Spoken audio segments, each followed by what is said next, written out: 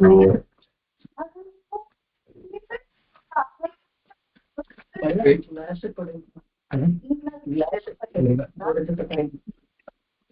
वेङ्कटनाथार्यः कवितार्ककेसरी वेदान्ताचार्यो मे सन्निधत्तां सदा हृदि लक्ष्मीनाथसमारम्भां नाथयामुनमध्यमाम् अस्मदाचार्यपर्यन्तां वन्दे गुरुपरम्परां यो नित्यमच्युतपदाम्बुजयुग्मरुक्मौ व्यामोहतस्तदितराणि तृणाय मेने अस्मद्गुरोर्भगवतोऽस्य दयैकसिन्धोः रामानुजस्य चरणौ शरणं प्रपद्ये रामानुजदया पात्रं ज्ञानवैराग्यभूषणं श्रीमद्वेङ्कटनाथार्यं वन्दे वेदान्तदेशिकम् श्रीरण्डतोपुल திருவேங்கடமுடையான் பாரன்னச் சொன்ன பயமொழியுள் ஓருன்றதானே அமையாதோ தாரணியில் வாழ்வார்க்கு வானேரப்போமளவம் வாழ்வு.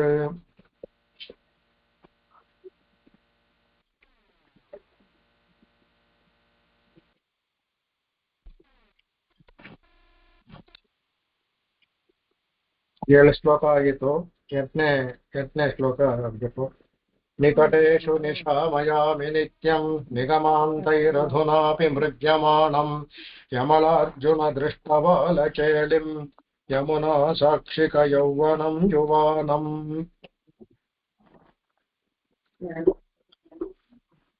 ಮೇಲಿನ ಶ್ಲೋಕದ ಪದಾರ್ಥ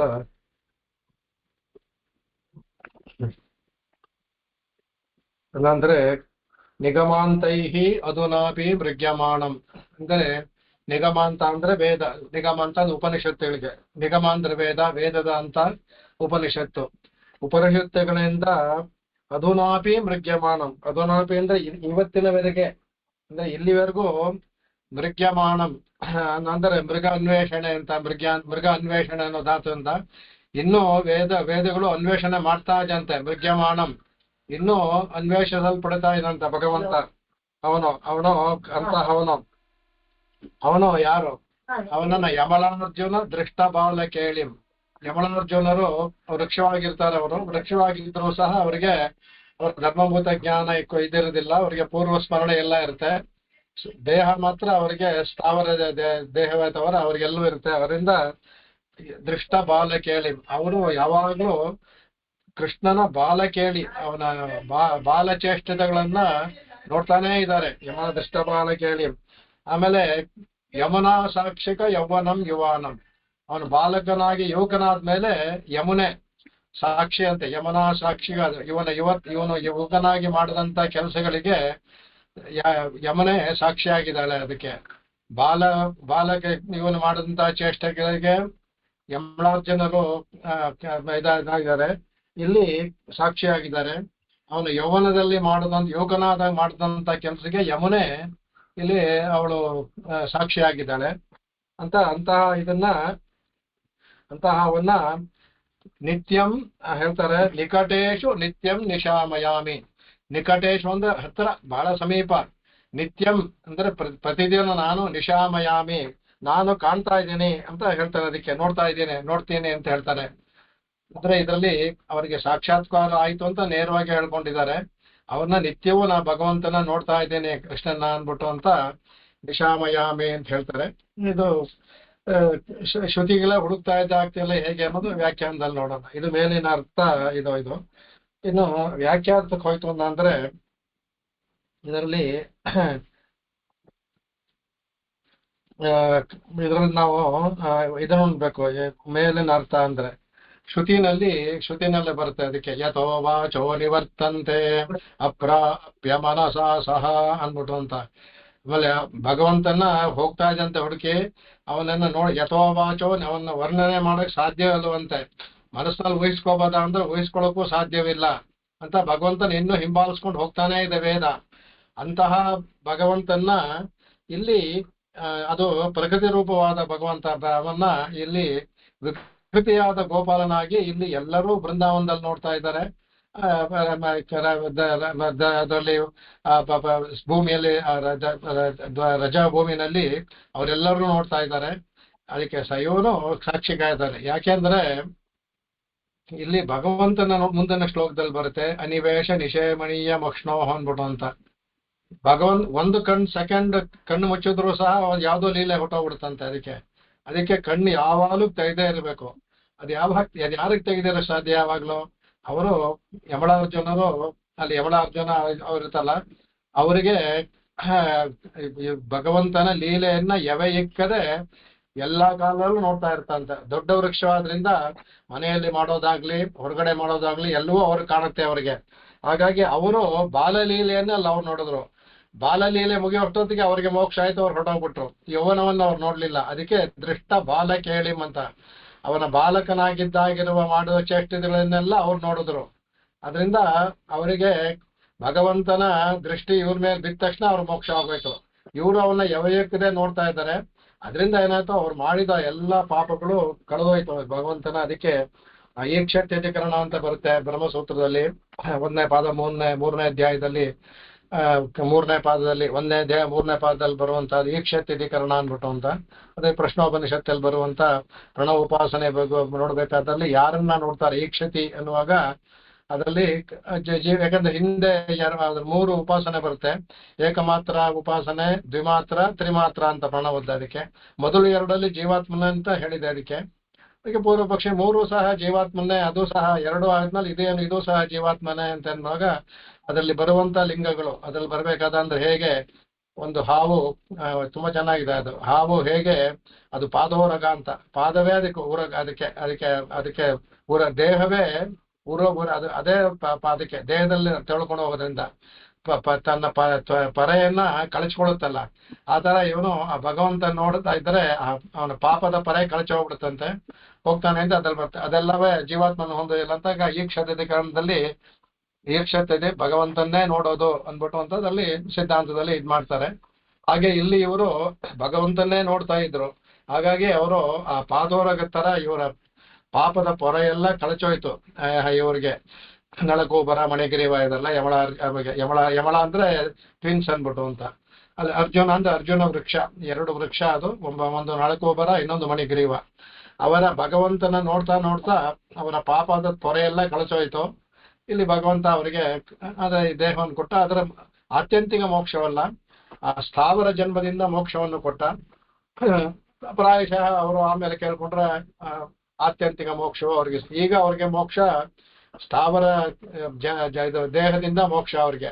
ವೃಕ್ಷವಾಗಿದ್ರು, ವೃಕ್ಷದಿಂದ ಮೋಕ್ಷವಾಗಿ ಮತ್ತೆ ಅವರು ನಳಕೂಬರ ಮಣಿಗಿರಿವರಾಗಿ ತಮ್ಮ ಅಲ್ಕಾಪುರಿಗೆ ಹೋಗ್ತಾರೆ, ತಂದೆ ಬಳಿಗೆ ಹೋಗ್ತಾರೆ ಅವರು ಅಂದ್ಬಿಟ್ಟು ಅಂತ.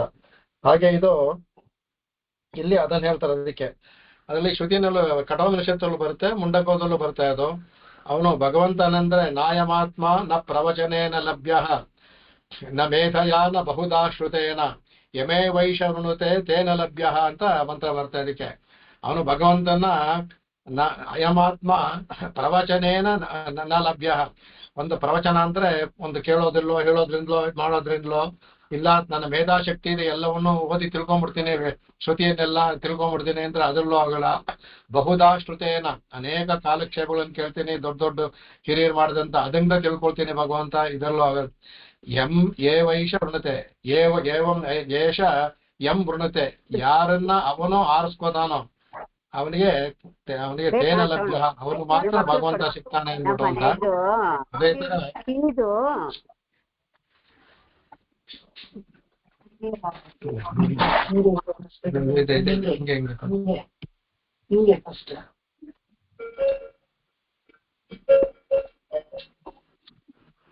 ಅದರಿಂದ ಯಾರು ಭಗವಂತನ ಅವನು ಅವರಿಸ್ತಾನೋ, ಆರಿಸ್ಕೋತಾನೋ ಅವರಿಗೆ ಸಿಗ್ತಾನೆ ಅಂತ.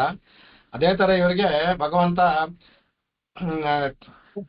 ಅದು ಪರಿವರ್ತಿತ ಕಂದರಂಬಯೇನ ಅಂತ ಹಿಂದಿನ ಶ್ಲೋಕದಲ್ಲಿ ಕತ್ತನ್ನ ತಿರುಗಿಸಿ ಅವನ ದೃಷ್ಟಿ ಇವ್ರ ಮೇಲೆ ಬಿತ್ತು, ಅವ್ರಿಗೆ ಮೋಕ್ಷ ಆಗುತ್ತೆ ಅಷ್ಟೇ. ಅವರ ದೀಕ್ಷೆ ಇಲ್ಲಿವರೆಗೂ ನೋಡ್ತಾನೆ ಇದ್ರು, ಈ ಕ್ಷಣ ಅವನಿಗೆ ಆಟವನ್ನೆಲ್ಲ ನೋಡ್ತಾ ಇದ್ರು, ಅದರಿಂದ ಅವ್ರ ಪಾಪಗಳೆಲ್ಲ ಹೋಯ್ತು.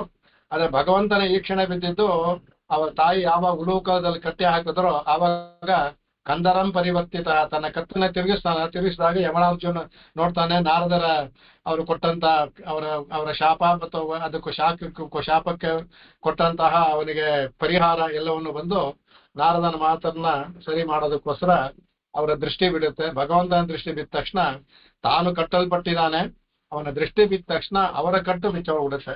ಅದನ್ನ ವಿಶೇಷವಾಗಿ ಹೇಳ್ತಾ ಇದ್ದಾರೆ. ಹಾಗಾಗಿ ಇದು ಇಂತಹ ಭಗವಂತ ಅವನನ್ನ ಇವನು ಈ ಇವರ ನಿಗಮಾಂತೈ ಅಧುನಾಪಿ ಅಧುನಾಪಿ ಅಂದ್ರೆ ಇವತ್ತಿನವರೆಗೂ ಅಂತ ಅವ್ರು ಅವತ್ ಹೇಳಿದ್ರು. ಅದು ಅವತ್ ಹೇಳಿದ್ದಂತ ವರ್ತಮಾನ ಕಾಲ ಇವತ್ತಿಗೂ ವರ್ತಮಾನ ಕಾಲವಾಗುತ್ತೆ, ಇನ್ನು ಮುಂದಕ್ಕೂ ವರ್ತಮಾನ ಕಾಲವಾಗಿ ಇರುತ್ತೆ, ಹುಡುಕ್ತಾನೆ ಇರುತ್ತೆ. ಅಧುನಾಪಿ ಮೃಗ್ಯಮಾಣಂ ಅಂತ ಇನ್ನು 1000 ವರ್ಷ ಹೋದ್ರು ಯಾರಾದ್ರೂ ಆವಾಗ್ಲೂ ಇದೇ ಹೇಳ್ಬೇಕು, ಅಧುನಾಪಿ ಮೃಗ್ಯಮಾಣಂ ಅಂತ ಹೇಳ್ಬೇಕು. ಇನ್ನ 1,00,000 ವರ್ಷ ಹೋದ್ರು ಅಧುನಾಪಿ ಮೃಗ್ಯಮಾಣಂ ಹುಡುಕ್ತಾನೆ ಇರುತ್ತೆ. ಇದು ಆ ಭಗವಂತನ ಅದು ವರ್ತಮಾನ ಕಾಲದಲ್ಲೇ ಇರುತ್ತೆ ಅದು. ಹಾಗಾಗಿ ಇವನನ್ನ ಇದು ಅದ್ರಲ್ಲಿ ಯಾತಕ್ಕೆ ಪದವನ್ನು ಹಾಕೋದಂದ ಅಂದ್ರೆ ಯಮಾರ್ಜನ ದೃಷ್ಟಬಾಳ ಕೇಳಿವಂದ್ರೆ ಅವರಿಗೆ ಜ್ಞಾನ ಹೋಗಿರೋದಿಲ್ಲ, ಅವ್ರಿಗೆ ತಮ್ಮ ಜನ್ಮ ವೃತ್ತಾಂತ ಎಲ್ಲ ತಿಳಿದಿರುತ್ತೆ. ಅದರಿಂದ ಭಗವಂತನ ಇದರಲ್ಲಿ ನೋಡ್ತಾ ಇರ್ತಾರೆ, ಬಹಳ ಭಕ್ತಿಯಾಗಿ ಭಕ್ತಿ ಬರುತ್ತೆ ಅವರಿಗೆ, ಒಂದು ಕ್ಷಣವೂ ಬಿಡದೆ. ಯಾಕೆಪ್ಪ ಯಮಳಾರ್ಜನ ಮಾತ್ರ ನೋಡಿದ್ರ, ಯಾಕೆ ಯಶೋದೆ ಇದ್ಲು ಗಿರಿವರ್ಷದಲ್ಲಿ ಇನ್ನೂ ಅನೇಕ ಇದ್ರಲ್ಲ ಅವರೆಲ್ಲ ನೋಡ್ಲಿಲ್ವಾ ಅಂದ್ರೆ ಕೆಲವನ್ನ ಮಾತ್ರ ಕೆಲವರು ನೋಡಿದ್ರು. ಅವಳು ಮನೇಲಿ ಕೆಲಸ ಮಾಡ್ತಾ ಅವಳು ಈ ಯಮಳಾರ್ಜುನ ಇದನ್ನೇ ನೋಡ್ಲಿಲ್ಲ, ಅವಳು ಒಳಗಡೆ ಕೆಲಸ ಮಾಡ್ತಾ ಇದ್ಲು. ಯಶೋದೆ ಒಳಗಡೆ ಕೆಲಸ ಮಾಡಕ್ ಹೋದಾಗ ಇವನ್ ಬಂದ. ಹಾಗಾಗಿ ಕೆಲವನ್ನ ಮಾತ್ರ ನೋಡಿದ್ರು, ಎಲ್ಲರೂ ಎಲ್ಲವನ್ನ ನೋಡ್ಲಿಲ್ಲ. ಆದ್ರೆ ಯಮಳಾರ್ಜುನು ಎಲ್ಲವನ್ನು ಯವಯಕ್ಕದೆ ನೋಡ್ತಾ ಇದ್ರು. ಎತ್ತರ ವೃಕ್ಷ ಆಗಿರೋದ್ರಿಂದ ಯಮುನಾ ತೀರದಲ್ಲೇ ಆಗ್ಲಿ ಇಲ್ಲ ಯಾರ್ಯಾರ ಮನೆಗಳಲ್ಲೇ ಆಗ್ಲಿ ಇವನು ಹೋಗು ಮಾಡೋದು ಇದ್ ಮಾಡೋದು ಎಲ್ಲವನ್ನು ನೋಡ್ತಾ ಇದ್ರು.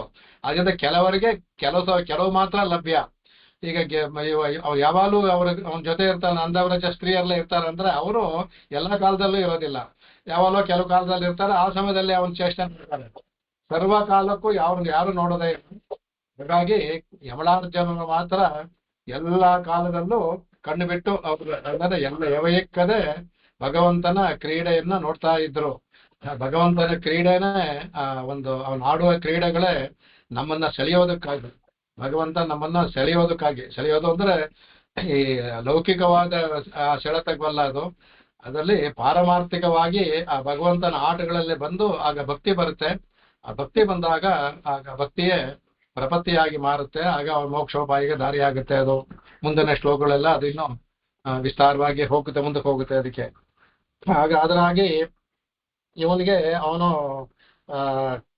ದಾಮೋದರ ತಾನು ಕಟ್ಟು ಹಾಕಿದ್ರು ಸಹ ತನ್ನ ಈಕ್ಷಣ ಎಲ್ಲೆಲ್ಲಿ ಬೀಳುತ್ತೋ ಅವ್ರು ಎಲ್ರಿಗೂ ಬಂಧನ ಬಿಡಿಸ್ತಾನೆ. ಎಲ್ಲರೂ ಕಟ್ಟಲ್ಪಟ್ಟಿದ್ದೀವಿ, ನಾವು ಸಹ ಕಟ್ಟಲ್ಪಟ್ಟಿದ್ದೀವಿ. ಭಗವಂತನ ಕಟ್ಟಲ್ಪಡುವಿಕೆ ತಾತ್ಕಾಲಿಕ, ಆದರೆ ಬಂಧವನ್ನು ಬಿಡಿಸೋದು ಅದು ಶಾಶ್ವತ. ಅದು ಯಾವಾಗಲೂ ಬಂಧವನ್ನು ಬಿಡಿಸೋ ಗುಣ ಅದು ಶಾಶ್ವತವಾದದ್ದು. ಆ ಗುರುಕಾಲದಲ್ಲಿ ಕಟ್ಟಲ್ಪಟ್ಟಿದ್ದು ತಾತ್ಕಾಲಿಕ. ಕೃಷ್ಣ ಅವತಾರ ಮಾಡಿದಾಗ ಯಾವುದೋ ಕಾಲದಲ್ಲಿ ಇಲ್ಲ ಇನ್ಯಾವಾಗಲೂ 1-2 ಸಲ ಕಟ್ಟಾಕಿರ್ಬೋದು ಅಷ್ಟೇ, ಅದು ತಾತ್ಕಾಲಿಕವಾದದ್ದು. ಆದರೆ ಈ ಪ್ರಗತಿ ವಾಸುದೇವನ ನಮ್ಮ ಬಂಧವನ್ನ ಬಿಡಿಸುವುದಿದೆಯಲ್ಲ ಅದು ಶಾಶ್ವತವಾಗಿರೋದು. ಅದಕ್ಕೆ ಅದಕ್ಕೆ ಮುಕುಂದ ಅಂತ ಪದವನ್ನು ಹಾಕಿದ್ರು. ಮುಕುಂದತ್ವಕ್ಕೆ ಯಾವತ್ತೂ ವಿರೋಧ ಇಲ್ಲ. ಮುಕುಂದ ಅನ್ನೋದು ಯಾವಾಗ್ಲೂ ಹೌದು, ಮುಂಚತಿ ಕುಂಚತಿ ಇತಿ ಮುಕುಂದ ಅಂತ, ಅವನು ಎಲ್ಲವನ್ನು ಹೋಗಿ ನಮಗೆ ಮೋಕ್ಷವನ್ನು ಕೊಡ್ತಾನೆ ಅನ್ನೋದು ಅದು ವಾಸ್ತವ್ಯಾಂಗ ಸತ್ಯ ಆಗುತ್ತೆ ಅದಕ್ಕೆ. ಹಾಗಾಗಿ ಆಮೇಲೆ ಅದನ್ನ ಹೇಳ್ತಾರೆ ಅದಕ್ಕೆ. ಆಮೇಲೆ ಮುಂದಕ್ಕೆ ಪ್ರತ್ಯೇಕವಾಗಿ ಒಟ್ಟಾಗಿ ನೋಡೋದಂತ ಅವರು ಇವ್ರು ಮಾತ್ರ ಯಮಳಾರ್ಜುನರು ಮಾತ್ರ ಅಂತ ಹೇಳ್ತಾರೆ. ಇಲ್ಲಿ ಇನ್ನೊಂದು ವಿಶೇಷವಾಗಿ ಹೇಳ್ತಾರೆ, ಅದು ಇಲ್ಲಿ ಇಲ್ಲೂ ಮೇಲೆ ಗೊತ್ತಾಗೋದಿಲ್ಲ, ಯಾವ್ದ್ರಲ್ಲೂ ಗೊತ್ತಾಗೋದಿಲ್ಲ. ಆದ್ರೆ ನಮ್ಮ ಒಂದು ಸಂಸ್ಕೃತ ವ್ಯಾಖ್ಯಾನದಲ್ಲಿ ಬಹಳ ಅವರ ಒಂದು ವಿಶೇಷವಾಗಿ ಹೇಳ್ತಾರೆ. ಇಲ್ಲಿ ಯಮಳಾರ್ಜುನ ಅಂತ ಹೇಳ್ಬೇಕಾದಂದ್ರೆ ಅವ್ರೇನ್ ಹೇಳ್ತಾರೆ ಅಂದ್ರೆ ಇಲ್ಲಿ ಅರ್ಜುನ ಅನ್ನುವಾಗ ವೃಕ್ಷವನ್ನ ಬಿಟ್ಟು ಅರ್ಜುನನ್ನೇ ತಗೊಂಡು, ಅರ್ಜುನ ಅಂದ್ರೆ ಪಾಂಡವರ ಅರ್ಜುನನೇ ತಗೊಂಡು ಯಮಳಾರ್ಜುನ ಅಂದ್ರೆ ಅರ್ಜುನ ಅನ್ನೋದು ಒಂದು ಲಕ್ಷ್ಯಕ್ಕೆ, ಅಲ್ಲಿ ಗುರಿ ಬಂದು ಯಮಳರು ಅಂದ್ರೆ ನಕುಲ ಸಹದೇವರು. ನಕುಲ ಸಹದೇವರು ಕೃಷ್ಣನ್ಗೆ ಬಹಳ ಭಕ್ತರು. ಸಹದೇವನ್ ಕೃಷ್ಣ ಜೊತೆಯಲ್ಲೇ ಇದ್ದರಂತೆ ಅವರು. ಹಾಗಾಗಿ ಅದನ್ನು ಸಹ ಇಲ್ಲಿ ತೋರಿಸ್ತಾ ಇದ್ದಾರೆ ಅಂತ ಅವರು ಅದನ್ನು ಹೇಳ್ತಾರೆ. ಅದಕ್ಕೆ ಅಲ್ಲಿ ಅರ್ಜುನ ಅನ್ನೋದು ಇದು ಪಾಂಡವರನ್ನ ಹೇಳೋದಕ್ಕೋಸ್ಕರ ಒಂದು ವ್ಯಾವೃತ್ತಿಗಾಗಿ ಅದು ಅಂದ್ರೆ ಅದು ಯಮಳ ಅನ್ನೋದು ಸಹದೇವ ಮತ್ತು ನಕುಲ ಅಂತ ಸಹದೇವರು. ಅದಕ್ಕೆ ಸದಾ ದೇವೇನ ಕೃಷ್ಣನೇ ವರ್ತತೆ ಇದು ಸಹದೇವ ಅಂತ ಅದಕ್ಕೆ ಒಂದು ವ್ಯಾವತ್ ಮಾಡ್ತಾರೆ. ಸದಾ ದೇವೇನ ಅಂದ್ರೆ ಕೃಷ್ಣೇನ ಸಹ ವರ್ತತೆ ಇದು ಸಹದೇವ ಅಂತ, ಅಂದ್ರೆ ಯಾವಾಗಲೂ ಭಗವಂತನ ಜೊತೆಲೇ ಇರ್ತಾ ಇದ್ದಂತೆ ಅವನು ಯಾವುದು. ಹಾಗಾಗಿ ಆ ಸಹದೇವ ಅವನನ್ನ ವಿಷಯ ತಗೊಂಡಿದ್ದಾರೆ. ನಗರನು ಅದೇ ತರ ಅವ್ರು ಇದ್ದುಂಡ್ಬಿಟ್ಟು ಅಂತ ಮುಖ್ಯವಾಗಿ ಆ ಯಮಳರು ಅಂತ ಇಲ್ಲಿ ಅವರಿಬ್ರು ಕೃಷ್ಣ ಅಂದ್ರೆ ಪಾಂಡವರಲ್ಲಿ ಅರ್ಜುನ ಭಗವಂತನಿಗೆ ಸಖ್ಯನಾದ್ರೂ ಸಖನಾದ್ರೂ ಸಹ ಧರ್ಮರಾಯ ಧರ್ಮ ಬೀರುವಾದ್ರೂ ಸಹ ಭಗವಂತನ ಪೂರ್ಣವಾಗಿ ತಿಳ್ಕೊಂಡವರು ನಕುಲ ಸಹದೇವರು ಮಾತ್ರ ಅಂತ ಇದರಲ್ಲೇ ಬರುತ್ತೆ. ಅವರಿಬ್ಬರೇ ಇವನು ಯುಧಿಷ್ಠರನ್ನು ಪೂರ್ಣವಾಗಿ ತಿಳ್ಕೊಳ್ಳಿಲ್ಲ. ಕಡೆಗೆ ಹೋಗಿ ಪಿತಾಮಹ ಧರ್ಮನ ಕೇಳ್ತಾರೆ, ಕಿಮೇ ತಂದೈವದನ್ ಲೋಕೆ ಕಿಂ ವಾಪ್ಯೇಕಂ ಪರಾಯಣಂ ಕಿಮ ಕಮರ್ಚಂತ ಪ್ರಾಪ್ನೋರ್ಮಾನವಾ ಶುಭಂ ಕೋಧರ್ಮ ಸರ್ವಧರ್ಮ ಅಂತ ಕೇಳ್ತಾರ. ಎಲ್ಲವೂ ಸಹ ಭಗವಂತನ ಪಕ್ಕದಲ್ಲಿ ಇಟ್ಕೊಂಡು ಅವ್ರ ಜೊತೆಲಿ ಇದ್ದು ಯಾರು ಪರ ಅಂತ ಗೊತ್ತಿಲ್ಲ. ಭೀಷ್ಮರು ಹೋಗಿ ಭೀಷ್ಮ ನಕ್ಕೊಂಡು ಹೇಳ್ತಾರೆ, ದೇವ ದೇವ ಮನಂತಂ ಪುರುಷೋತ್ತಮ ನಿನ್ ಪಕ್ಕದಲ್ಲಿ ಇದ್ದಾನಲ್ಲಿ ಅವನೇ ಅಂದ್ಬಿಟ್ಟು ನಕ್ಕೊಂಡು ಅವ್ರ ಮೇಲೆ ವಿಷ್ಣು ಸಹಸ್ರವನ್ನು ಹೇಳ್ತಾರೆ. ಹಾಗೆ ಅವನು ತಿಳ್ಕೊಳ್ಳಿಲ್ಲ, ಆದ್ರೆ ನಕುಲ ಸಹದೇವ ತಿಳ್ಕೊಂಡಿದ್ರು ಅಂದ್ಬಿಟ್ಟು ಅದನ್ನ ಹೇಳ್ತಾರೆ. ಮೇಲೆ ಅವನು ಭಗವಂತನ ಮಮ ಪ್ರಾಣ ಹಿ ಪಾಂಡವ ಅಂತ ಹೇಳಿದ್ರು, ಇಲ್ಲಿ ಅದು ವ್ಯಂಜಿತವಾಗಿಲ್ಲ. ಮಮ ಪ್ರಾಣ ಹಿ ಪಾಂಡವ ಅನ್ನೋದು ಈ ಯಮಲಾರ್ಜುನ ದೃಷ್ಟಪಾಲ ಕೇಳಿಮನಲ್ಲಿ ವ್ಯಂಜಿತವಾಗಿಲ್ಲ. ಆದ್ರೂ ಸಹ ಆ ಭಾವನೆ ಇದೆ ಅದರಲ್ಲಿ. ಆ ಭಾವನೆಯಲ್ಲಿ ಯಾವ ಯಾವ ಭಾವನೆಯಲ್ಲಿ ಯಾವುದೂ ಇಲ್ಲ. ಅದಕ್ಕೆ ಈ ಯಮಲ ಶಬ್ದವನ್ನ ಇಲ್ಲಿ ನಳಕೂಬರ ಮಣಿಗಿರಿವರೆಗೂ ತಗೋಬಹುದು, ನಕುಲ ಸಹದೇವರಿಗೂ ತಗೋಬಹುದು ಅಂತ ವ್ಯಾಖ್ಯಾನದಲ್ಲಿ ಹೇಳಿದ್ದಾರೆ. ಇದು ವಿಶೇಷವಾಗಿ ಮಾಡಿರೋದು. ಇದರಲ್ಲಿ ಎಲ್ಲೂ ಅದರಲ್ಲಿ ಇವರು ಕೃಷ್ಣದತ್ತಾಚಾರ್ಯರು ಅದನ್ನ ತೋರಿಸಿದ್ದಾರೆ, ಸಂಸ್ಕೃತದಲ್ಲಿ ತೋರಿಸಿದ್ದಾರೆ, ಅದು ತೋರಿಸಿದ್ದಾರೆ. ಅದನ್ನ ಗೂಢವಾಗಿ ಸ್ವಾಮಿ ದೇಶಿಕನ್ನ ನಕುಲ ಸಹದೇವರನ್ನು ಹೇಳ್ತಾರೆ. ಯಾಕೆಂದ್ರೆ ನಕುಲ ಸಹದೇವ್ರನ್ನ ಯಾರು ಇಲ್ಲಿವರೆಗೂ ಹೊರಗಡೆ ಅವ್ರ ಬಗ್ಗೆ ಇಲ್ಲ. ಭೀಮ ಒಂದು ನಿಂತೋಗ್ಬಿಡುತ್ತೆ, ನಕುಲ ಸಹೋದರ ಎಲ್ಲೋ ಒಂದೊಂದು ಬಗ್ಗೆ ಬರ್ತಾರೆ. ಅಂದ್ರೆ ಅವ್ರು ತುಂಬಾ ಇದಾಗಿರೋದ್ರಿಂದ ಅವ್ರ ಬಗ್ಗೆ ಇಲ್ಲ. ಇದೀಗ ಶತ್ರುಘ್ನ ಅವನ ಬಗ್ಗೆ ಯಾರು ಗೊತ್ತಿರೋದಿಲ್ವ ಅಂತ ರಾಮಾಯಣದಲ್ಲಿ ತುಂಬಾ ಕಮ್ಮಿ ಅವರ ಮಾತುಗಳು ಇದೆಲ್ಲವೇ. ರಾಮನ ತಿಳಿದ್ರಿಂದ ಅವನಿಗೆ ಒಂದು ಪಟ್ಟಣಕ್ಕೆ ಅವನ ರಾಜನಾಗಿ ಮಾಡ್ದ. ಅದೇ ತರ ಅವರು ನಕುಲ ಸಹೋದರರು ತಮ್ಮ ಇದರಲ್ಲಿ ಇದ್ದು ಸಹ ಹೊರಗಡೆ ಅವ್ರ ಇದು ಗೊತ್ತಾಗಿರ್ಲಿಲ್ಲ ಅವ್ರಿಗೆ. ಅದನ್ನ ತೋರ್ಸೋದಕ್ಕೆ ಇರ್ಬೋದು ಅಂದ್ಬಿಟ್ಟು ಇಲ್ಲಿ ಅನುಭವಿಸಿದ್ರು. ಯಮಳ ಅಂದ್ರೆ ಒಟ್ಟೊಟ್ಟಿಗೆ ಅನುಭವಿಸಿದ್ರು. ಹೇಗೆ ನಳಕೂಬರ ಮಣಿಗಿರಿವ ಅನುಭವಿಸಿದ್ರು, ಹಾಗೆ ಕೃಷ್ಣನನ್ನ ನಕುಲ ಸಹದೇವರು ಸಹ ಹಾಗೆ ಅನುಭವಿಸಿದ್ರು. ಬಹಳ ಅವ್ರ ಜೊತೆಯಲ್ಲೇ ಇದ್ದು ಅವನ ಬಹಳ ಅನುಭವಿಸಿದ್ರು ಅಂದ್ಬಿಟ್ಟು ಹೇಳ್ತಾರೆ. ಯಮುನಾ ಸಾಕ್ಷಿ ಯಾರು இல்ல பண்ணேன் நான் மியூட் பண்ணிருந்தேன், திரும்பி ஓபன் பண்ணிக்க. அப்ப மியூட் பண்ணிருந்தேன். ಅದೇ ತರ ಯಮುನಾ ಸಾಕ್ಷಿಕ ಯೌವನಂ ಯುವಾನಂ ಅಂತ ಹೇಳಿದ್ರು ಇಲ್ಲಿಗೆ. ಅದಕ್ಕೆ ಇದರಲ್ಲಿ ಯಮುನಾ ಸಾಕ್ಷಿಕ ಯೌವನಂ ಯುವಾನ ಅಂದ್ರೆ ಹೇಗೆ ಅರ್ಜುನ ವೃಕ್ಷಗಳು ಭಗವಂತನ ಬಾಲಲೀನ ಯವಯಕ್ಕಿದೆ ನೋಡುದು, ಯಮುನೆ ಮಾತ್ರ ಭಗವಂತನ ಅವನು ಕೆಲವು ಬಾಲಲೀಲೆ ನೋಡಿದಾಳೆ ಅವಳು. ಇಲ್ಲಿ ಯಾಕೆ ಯಮನೆಯನ್ನು ಯೌವನ ಹೇಳುದು ಅಂದ್ರೆ ಬಾಲಲೀಲೆಯನ್ನು ಅವಳ ಅಂದ್ರೆ ಎಲ್ಲಿ ಯಮನೆಯ ಒಂದು ದೃಷ್ಟಿ ಹೋಗುತ್ತೋ ಅಲ್ಲಿವರೆಗೆ ನೋಡಿದಾಳೆ. ಮನೆಯೊಳಗಡೆ ಮಾಡಿದ್ದು ಅವಳು ನೋಡೋಕ್ ಸಾಧ್ಯವಿಲ್ಲ. ಹಾಗಾಗಿ ಬಾಲ್ಯದ ವೃತ್ತಿನ ಯಮನೆ ಆಗ್ಲಿಲ್ಲ. ಆದ್ರೆ ಯಮನದಲ್ಲಿ ಆಡಿದ ಆಟಗಳೆಲ್ಲ ಯಮುನಾ ತೀರದಲ್ಲೇ. ಅವನು ಯಮುನಾ ತೀರದಲ್ಲೇ ಆ ಕಾಡೆ ಆಗ್ಲಿ ಇಲ್ಲೇ ಆಗ್ಲಿ ಎಲ್ಲರನ್ನೂ ಸಹ ಎಲ್ಲಿ ಯುವಾನಂ ಅಂದ್ರೆ ಪೂತನ ಸಂಹಾರದಿಂದ ಹಿಡಿದು ಪೂತನ ಶಕಟಾಸುರ ಭಂಜನ ಧೇನುಕಾಸುರ ಎಲ್ಲವೂ ಯಮುನಾ ತೀರದಲ್ಲೇ ಆಗಿದ್ದು. ಎಲ್ಲವೂ ಪ್ರತಿಯೊಂದು ಸಹ ಗೋವರ್ಧನ ಪ್ರತಿಯೊಂದು ಯಮುನಾ ತೀರದಲ್ಲೇ ಆಗಿದ್ದು. ಅದರಿಂದ ಯಮನೆ ಅವಳಿಗೆ ಯಮನೆಗೆ ಒಂದು ವಿಶೇಷ ಹೇಳ್ತಾಳೆ, ಅವ್ನು ಹುಟ್ಟಿದಾಗ್ಲಿಂದ ನೋಡಿದಾಳೆ ಅವಳು ಅಂತ. ಮೊದಲು ಯಮನೇನೆ ನೋಡೋದು ಕೃಷ್ಣನ್ನ, ದಾರಿ ಬಿಟ್ಕೊಡ್ತಾಳೆ ಅವಳು. ಫಸ್ಟ್ ಹುಟ್ಟಿದಾಗ ದಾರಿ ಬಿಟ್ಕೊಡೋದು ಯಮನೆ.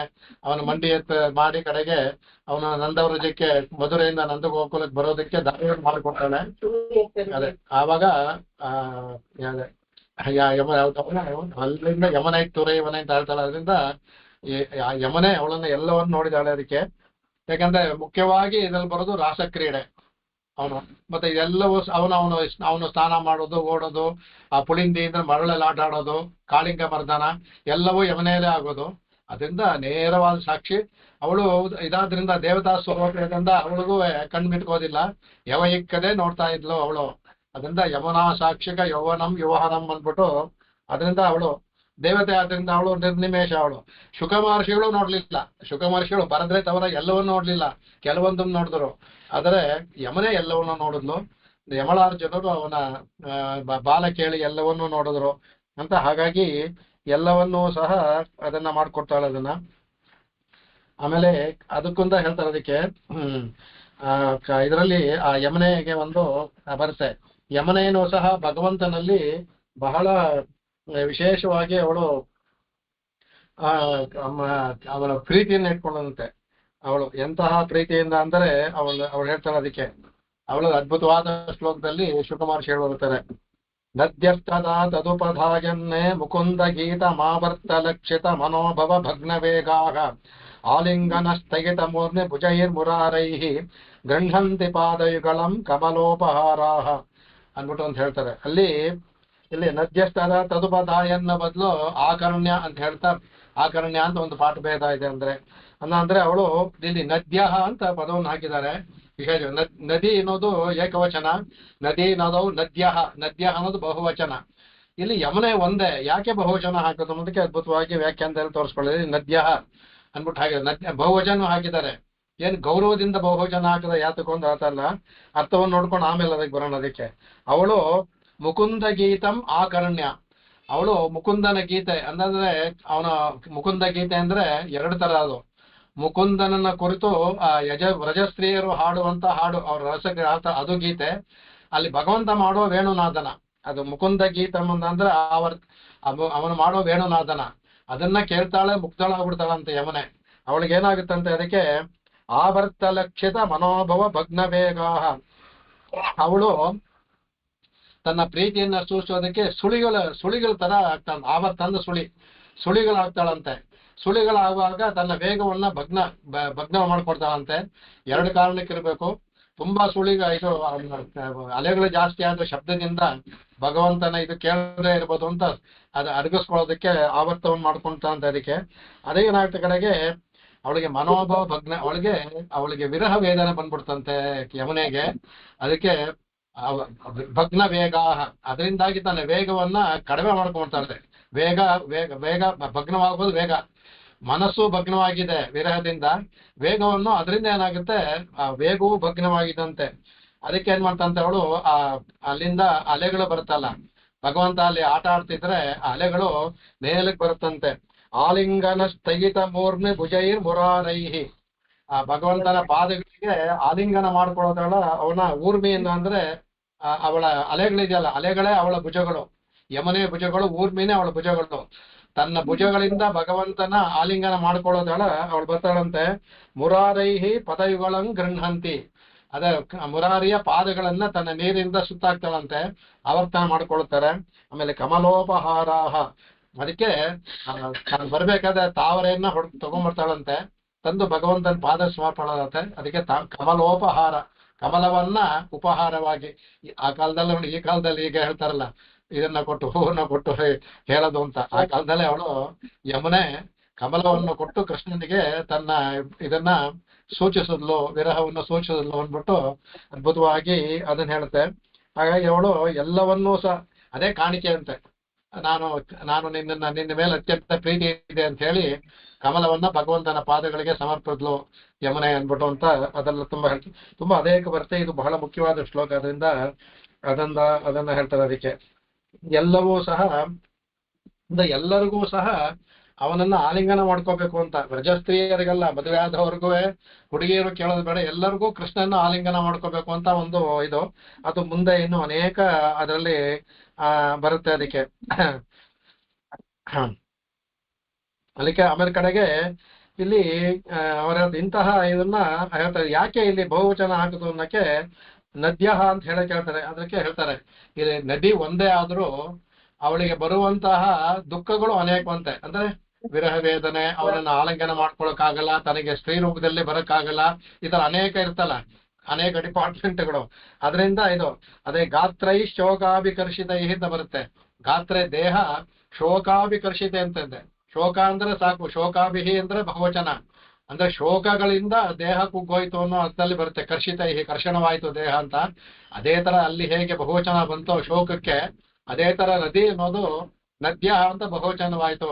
ಯಾಕಂದ್ರೆ ಅನೇಕ ವಿಧವಾದಂತ ಅವಳು ಬಹುರೂಪತ್ವವಾದ ಮನೋರಥ. ಅವಳಿಗೆ ಭಗವಂತನ ಪಾದವನ್ನ ಸೇವೆ ಮಾಡಬೇಕು, ಹೂವನ್ನ ಸಮರ್ಪಿಸ್ಬೇಕು, ಭಗವಂತನ ಆಲಿಂಗನ ಮಾಡ್ಕೋಬೇಕು, ಅವನ ಶ್ರವಣವನ್ನು ಎಲ್ಲವೂ ಇದೆಯಲ್ಲ, ಅನೇಕ ಮನೋರಥಗಳು.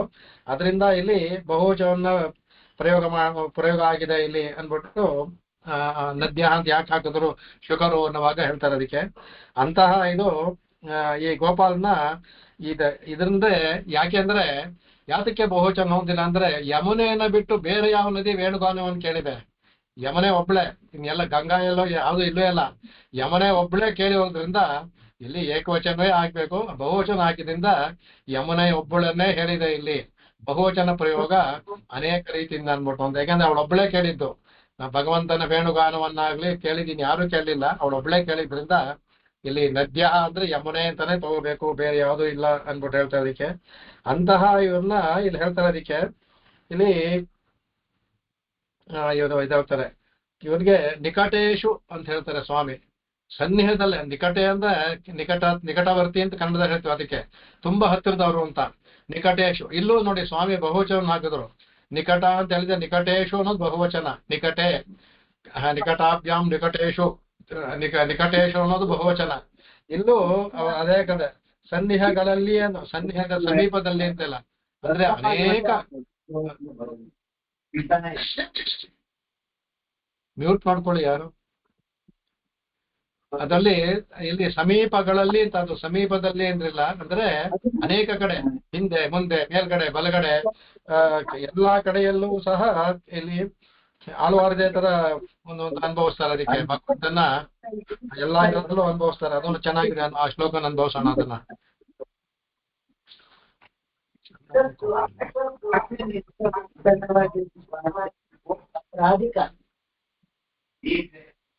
Radhika always culprit. ಮ್ಯೂಟ್ ಮಾಡ್ಕೊಳ್ಳಿ ರಾಧಿಕಾ. ಸರ್ ಮ್ಯೂಟ್ ಆಗಿದೆ ಸರ್, ನಾನು ಆನ್ ಮಾಡ್ಕೊಂಡಿದ್ದೀನಿ. ನಿಮ್ ಮಾತು ಕೇಳ್ತಾ ಇದೆ. ನಾನು ಇವಾಗ ಅನ್ಮ್ಯೂಟ್ ಮಾಡಿ ನಿಮ್ಮ ಹತ್ರ ಮಾತಾಡ್ತಾ ಇದ್ದೀನಿ. ಸರಿ, ಮ್ಯೂಟ್ ಮಾಡ್ಕೊಳ್ಳಿ. ಇನ್ಯಾರು ನೋಡ್ಬೇಕಾದ್ರೆ ಅದು ಫ್ಲೋ ಇದಾಗುತ್ತೆ.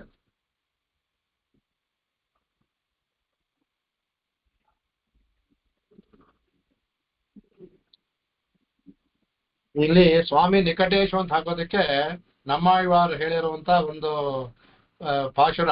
ಆ ಪಾಶುರಗಳಲ್ಲಿ ಇದೇ ತರ ಅನುಭವಿಸ್ತಾರೆ, ಎಲ್ಲಾ ಕಡೆ ಅನ್ಬಿಟ್ಟು ಅನುಭವಿಸ್ತಾರೆ. ಅದರಿಂದ ಇಲ್ಲಿ ಇವರು ನಿಕಟೇಶು ಅಂತ ಬಹುವಚನ ಹಾಕಿದ್ರು. ಹೇಗೆ ನದ್ಯ ಅಂತ ಅಲ್ಲಿ ಬಹುವಚನ ಬಂತು, ಅದೇ ತರ ನಿಕಟೇಶು ಅಂದ್ರೆ ಎಲ್ಲಾ ಕಡೆಯಲ್ಲಿ, ಹಿಂದ್ಗಡೆ ಕತೆ ಎಲ್ಲಾ ಕಡೆಯಲ್ಲೂ ಕಾಣ್ತಾನೆ ಭಗವಂತ ಅನ್ಬಿಟ್ಟು ಅಂತ. ಅದಕ್ಕೆ ನಿತ್ಯಂ ನಿತ್ಯಂ ಅಂದ್ರೆ ಯಾವಾಗ್ಲೂ ಅಂತ. ನಿತ್ಯಂ ಅಂದ್ರೆ ಪ್ರತಿದಿನ ಅಂತ ಅರ್ಥ ತಗೋಬಾರ್ದು. ನಿತ್ಯಂ ಅಂದ್ರೆ ಎರಡರ್ಥ, ಪ್ರತಿದಿನ ಅಂತ ಒಂದು, ಯಾವಾಗ್ಲೂ ಅಂತ ಒಂದು. ಅಂದ್ರೆ ದಿನಕ್ಕೊಂದ್ಸಲ ಅಂತ ಅರ್ಥದಲ್ಲ. ನಿತ್ಯಂ ಅಂದ್ರೆ ಯಾವಾಗ್ಲೂ. ನಿತ್ಯಂ ನಿಕಟೇಶು ಅಂದಾಗೆ ನಿಶಾಮಯಾಮಿ, ನೋಡ್ತಾ ಇದ್ದೇನೆ ಅಂತ ಹೇಳಿದ್ರು. ಇದರಲ್ಲಿ ಸಾಕ್ಷಾತ್ಕಾರವಾಗಿದ್ದನ್ನ ಇಲ್ಲಿ ನೇರವಾಗಿ ಅವ್ರು ಹೇಳ್ತಾರೆ. ಅದಕ್ಕೆ ಇವರು ಇದೇ ತರ ಶಂಕರಾಚಾರ್ಯರ ಅನುಭವವನ್ನೇ ಇಲ್ಲಿ ಸ್ವಾಮಿ ದೇಶಿಕರು ಮಾಡಿದ್ದಾರೆ. ಶಂಕರಾಚಾರ್ಯ ಅವರು ಸ್ತೋತ್ರ ಹೇಳಿದ್ದಾರೆ, ಯಮುನಾ ತಟ ನಿಕಟ ಸ್ಥಿತ ವೃಂದಾವನ ಕಾನನೆ ಮಹಾರಮ್ಯೆ ತಿಷ್ಟಂತಂ ಘನನೀಲಂ ಮುಕುಂದಂ ಅಂದ್ಬಿಟ್ಟು ಅವ್ರು ಹೇಳ್ತಾರೆ. ಅಂದ್ರೆ ಯಮುನಾ ತಟ ನಿಕಟ, ಅವರು ಹೇಳ್ತಾರೆ ಯಮುನಾ ತಟದಲ್ಲಿ ನಿಕಟಿತನಾಗಿ, ಅಂದ್ರೆ ನನ್ನ ಹತ್ರದಲ್ಲೇ, ಅವ್ರಿಗೂ ಅದೇ ಭಾವನೆ ಶಂಕರಾಚಾರ್ಯರಿಗೂ. ನಿಕಟದಲ್ಲೇ ನಿಕಟಿಷ್ಠಿತ ವೃಂದಾವನ ಕಾನನೆ, ವೃಂದಾವನ ಅರಣ್ಯದಲ್ಲಿ ಅದು ಮಹಾರಮ್ಯೆ, ಅತ್ಯಂತ ಮನೋರಮವಾದಂತಹ ಅವನು ಅವನು ತಿಷ್ಟಂತಂ ಘನನೀಲಂ ಮುಕುಂದ. ಘನನೀಲ ಅಂದ್ರೆ ನೀಲಮೇಘ ಶ್ಯಾಮನಾದವನು ನಿಂತ್ಕೊಂಡಿದ್ದ, ನನ್ನ ಹತ್ರದಲ್ಲೇ ನಿಂತ್ಕೊಂಡಿದ್ದ ಅಂತ. ಇದು ಶಂಕರಾಚಾರ್ಯರ ಅನುಭವ. ಅದೇ ಅನುಭವ ಇಲ್ಲಿ ಸ್ವಾಮಿ ದೇಶಿಕನಿಗೂ ಬಂದಿದೆ. ಅಂದ್ರೆ ಮಹಾನ್ಗಳಿಗೆಲ್ಲ ಭಗವಂತ ತನ್ನ ಇದನ್ನು ತೋರಿಸಿದ್ದಾನೆ ಅನ್ಬಿಟ್ಟು ಅಂತ. ಅದಕ್ಕೆ ಅವ್ರಿಗೆ ತುಂಬಾ ವಿಶಿಷ್ಟವಾದ ಅದನ್ನ ಹೇಳ್ತಾರೆ. ಅದಕ್ಕೆ ಅಂದ್ರೆ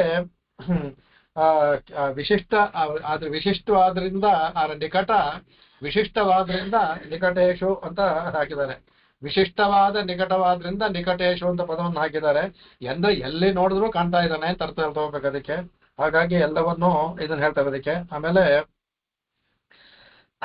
ಅಂದ್ರೆ ಇಲ್ಲಿ ಹೇಳ್ತಾರೆ ಅದಕ್ಕೆ ಭಾವನೆಗೆ ಯಾವ ಒಂದು ಇದು ಇಲ್ಲ. ಭಾವನೆ ಬಂದಾಗ, ಭಗವಂತನ ಭಾವನೆ ಬಂದಾಗ ಎಲ್ಲಾ ಕಡೆಯಲ್ಲೂ ಕಾಣ್ತಾನೆ. ಮಾರೀಚ ಇದಕ್ಕೆ ಇದಾಲ್ದೇನು ಮಾರೀಚ ಹೇಳ್ತಾನೆ, ವೃಕ್ಷೇ ವೃಕ್ಷೇ ರಾಮಂ ಪಶ್ಯಾಮಿ ಅಂತ ಹೇಳ್ತಾನೆ ನೋಡಿ. ಅವನು ಯಾವ ಮರ ನೋಡು ರಾಮನೇ ಕಾಣ್ತಾ ಇದ್ದಾನೆ. ಅಲ್ಲಿ ಭಾವನೆ, ಅಲ್ಲಿ ರಾಮನ್ನ ಕಾಣ್ತಾ ಇದ್ದಂದ್ರೆ ರಾಮನ ಕಾಣೋ ತರ ಭಾವನೆ ಅಲ್ಲಿ. ಇಲ್ಲೂ ಸಹ ಅವ್ರಿಗೆ ಅಲ್ಲಿ ಅವ್ರಿಗೆ ಹೆಲುಸಿನೇಷನ್ ಅಂತಲ್ಲ, ಅವ್ರಿಗೆ ಅದು ಭಯದಿಂದ ಅವನ ರಾಮನೇ ಕಾಣ್ತಾ ಇದ್ದಾನೆ ಅಂತ. ಇಲ್ಲಿ ಅವ್ರಿಗೆ ಅಂದ್ರೆ ಅವರಿಗೆ ದರ್ಶನ ಸಮಾನಕಾರವಾದ ಜ್ಞಾನ ಅಂತ ಇದೆ ತಗೋಬೇಕು. ಅಂದ್ರೆ ದರ್ಶನ ಸಮಾಕಾರವ ಅವರ ಜ್ಞಾನದಲ್ಲಿ ದರ್ಶನ ಬಂದ್ಬಿಟ್ಟಿದೆ ಭಗವಂತ. ಹಾಗಾಗಿ ಅವ್ರಿಗೆ ಮಾತ್ರ ಅಲ್ಲಿದ್ದ ಎಲ್ರಿಗೂ ಕಾಣಬೇಕಲ್ಲ, ಇಲ್ಲ.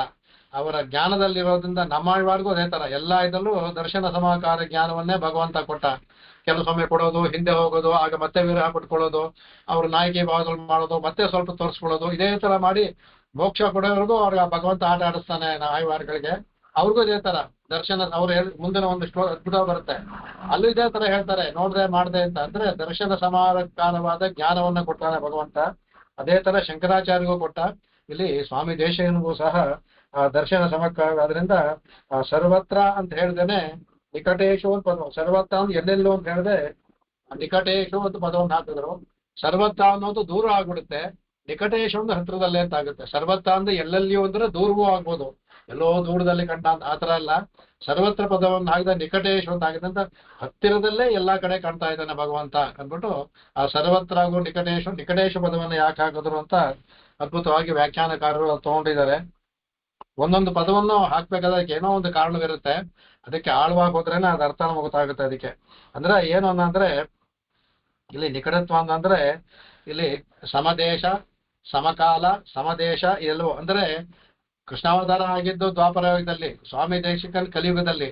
ಆದ್ರೂ ಸಹ ಇವರಿಗೆ ಆ ದೇಶ ಅದೆಲ್ಲ ಸಮದೇಶ, ಈ ದೇಶದಲ್ಲಿ ಅಂತ ಇವರಿದ್ದಂತಹ ಇವರು ಕಾಂಚೀಪುರದಮ್ಮನೋ ಇಲ್ಲ ಶ್ರೀರಂಗದಲ್ಲಿ ಇದು ಕಾಂಚೀಪುರದಲ್ಲಿ ಇದ್ದಂಗೆ ಮಾಡೋದು ಅಂತ ಹೇಳ್ತಾರೆ. ಅಲ್ಲಿ ಅದರಲ್ಲಿ ಸರ್ವಕ ಅಲ್ಲಿ ಆಗಾಗಿದ್ದ ಕಾಲ ಈಗ ನಡೆದಾಗೆ, ಅಂದ್ರೆ ಎದುರಿಗೆ ಕೃಷ್ಣಾವತಾರ ಈಗ ನಡೆದಾಗೆ ಆ ಸಮಕಾಲ ವರ್ತಿತ್ವ ಅವರಿಗೆ ಆ ದ್ವಾಪರ ಯುಗವನ್ನ ಭಗವಂತ ಸೃಷ್ಟಿ ಮಾಡ್ಬಿಡ್ತಾನೆ ಅವರಿಗೆ.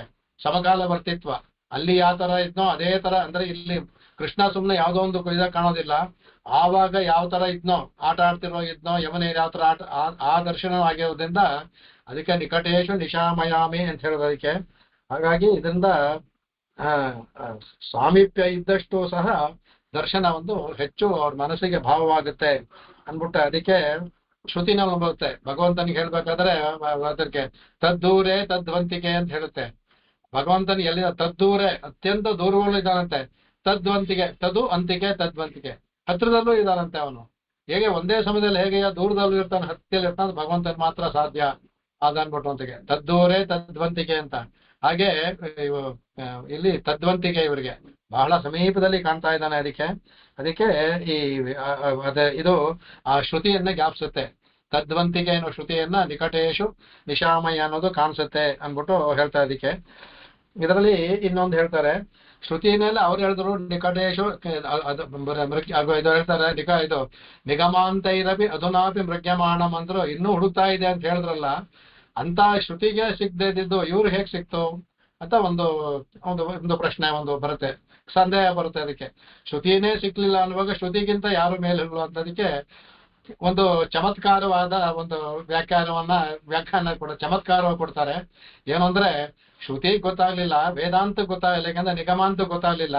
ಇವರು ನಿಗಮಾಂತ ಆಚಾರ್ಯ, ನಿಗಮಾಂತಕ್ಕೆ ಆಚಾರ್ಯರು, ಅದರಿಂದ ಇವರು ಕಂಡ ಅವ್ರಿಗೆ ನಿಗಮಾಂತ ಕಾಣ್ಲಿಲ್ಲ.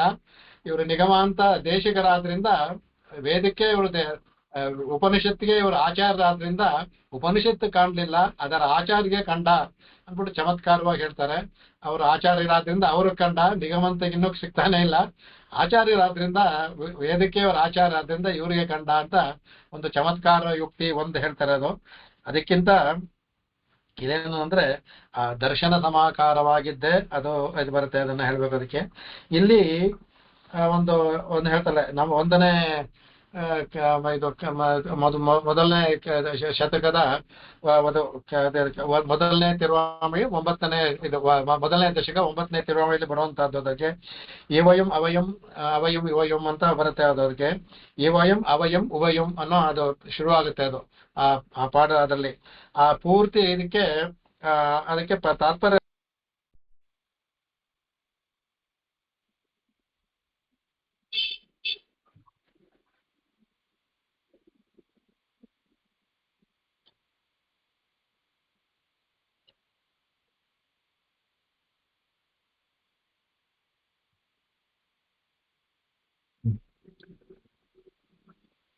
ಆ ಒಂದು 10 ಹಾಡಿಗೆ ತಾತ್ಪರ್ಯ ಇದರಲ್ಲಿ ತಾತ್ಪರ್ಯ ರತ್ನಾವಳಿಯಲ್ಲಿ ಸ್ವಾಮಿ ಒಂದು ಶ್ಲೋಕವನ್ನು ಮಾಡಿದ್ದಾರೆ.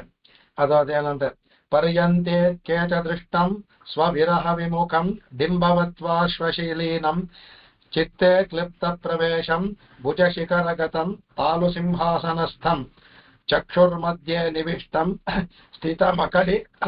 ಸ್ಥಿತಮಳಿಕತಟೆ ಮಸ್ತಕೆ ತಸ್ತಿವಾಂಸಂ ಪ್ರತ್ಯಾಹಾರೋಕ್ತರೀತ್ಯ ವಿಭುಮನುಬುಭುಜೆ ಸಾತ್ಮಭೋಗ ಪ್ರಧಾನಾತ್ ಅನ್ಬಿಟ್ಟು ಅಂತ ಅದು ಶ್ಲೋಕ. ಅಂದ್ರೆ 10 ಪಾಶುರಕ್ಕೆ 10 ಒಂದೊಂದು ಪದಗಳನ್ನು ಹಾಕಿದ್ದಾರೆ.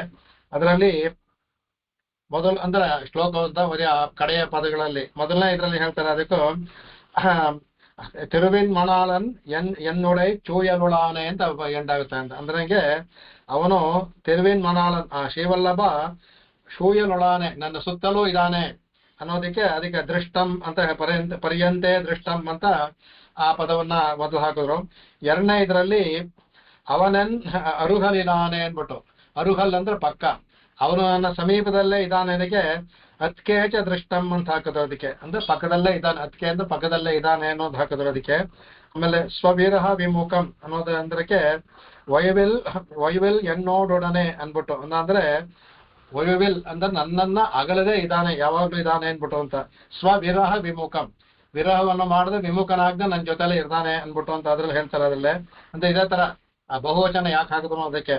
ಡಿಂಬವತ್ ಪಾರ್ಶ್ವಲೀಮಂ ಕಣ್ಣನನ್ ಒಕ್ಕಲೆಯಾನೆ ಅನ್ಬಿಟ್ಟು ಆ ಪಾರ್ಶ್ವರುದ್ದು ಅದಕ್ಕೆ. ಅಂದ್ರೆ ಒಕ್ಕಲನ ಪಾರ್ಶ್ವ, ಕಣ್ಣನ ಮಗುವಾಗಿ ನನ್ನ ಪಕ್ಕದಲ್ಲೇ ಪಾರ್ಶ್ವದಲ್ಲೇ ಇದ್ದಾನೆ, ಮಗುವಿನಂತೆ ನನ್ನ ಪಾರ್ಶ್ವದಲ್ಲೇ ಬಂದಿದ್ದಾನೆ ಅಂತ ಆಳ್ವಾರ್ ಅನುಭವಿಸ್ತಾರೆ. ಆಮೇಲೆ ಚಿತ್ತೆ ಕ್ಲಿಪ್ತ ಪ್ರವೇಶಂ ಮಾಯನ್ ನೆಂಜಿನೊಳಾನೆ ಅನ್ಬಿಟ್ಟು ಅಂತ. ಚಿತ್ತೆ ಅವನು ಹೇಳ್ತಾನೆ ಕ್ಲಿಪ್ತ ಪ್ರವೇಶಂ ಅಂದ್ರೆ ನನ್ನ ಚಿತ್ತೆಯಿಂದ ಮನಸ್ಸಿನಲ್ಲಿ ಬಂದು ಹೊಕ್ಕಿದಾನೆ ಅವನು.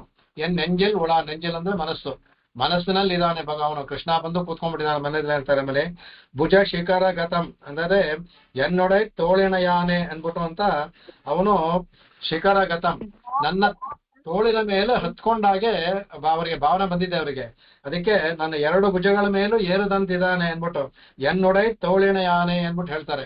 ನನ್ನ ಭುಜದ ಮೇಲೆ ಹತ್ಕೊಂಡಿದ್ದಾನೆ, ಮಗು ತನ್ನ ಕೃಷ್ಣ ಏನೋ ಹತ್ಕೊಂಡಿದ್ದಾನೆ ಅನ್ಬಿಟ್ಟು.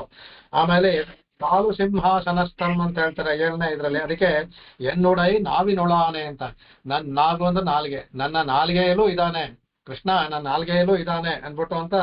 ಜಿಕ್ವಾ ಸಿಂಹಾಸನ, ನಾಲಿಗೆ ಸಿಂಹಾಸನ ಅದು, ಅಲ್ಲಿದ್ದಾನೆ ಅನ್ಬಿಟ್ಟು ಅಂತ. ಚಕ್ಷುರ್ ಮಧ್ಯೆ ನಿವಿಷ್ಟಂ ಕಮಲ ಕಣ್ಣನ್ ಕಣ್ಣಿನೊಳಾನೆ ಅನ್ಬಿಟ್ಟು ಅಂತ. ಆ ಕಮಲ ಕಣ್ಣ ಚಕ್ಷು ಅಂದ್ರೆ ಕಣ್ಣು, ನನ್ನ ಕಣ್ಣೊಳಗಡೆ ಇದ್ದಾನೆ ಅವನು, ಕಣ್ಣಲ್ಲೂ ಒಳಗಡೆನೂ ಇದ್ದಾನೆ ಅವನು ಅನ್ಬಿಟ್ಟು ಅಂತ. ಚಕ್ಷುರ್ ಮಧ್ಯೆ ನಿವಿಷ್ಟಂ ಚಕ್ಷುಗಳ ಮಧ್ಯದಲ್ಲಿ ಇದ್ದಾನೆ ಅನ್ಬಿಟ್ಟು ಅಂತ. ಆಮೇಲೆ ಸ್ಥಿತ ಮಡಿಕ ತಟೆ ಅಂದ್ರೆ ನೆತ್ತಿ ಉಳಾನೆ ಅಂತ, ನನ್ನ ನೆತ್ತಿ ಅಂದ್ರೆ ಹಣೆಯಲ್ಲೂ ಸಹ ಭಗವಂತ ಬಂದಿದ್ದಾನೆ ಅಂದ್ಬಿಟ್ಟು.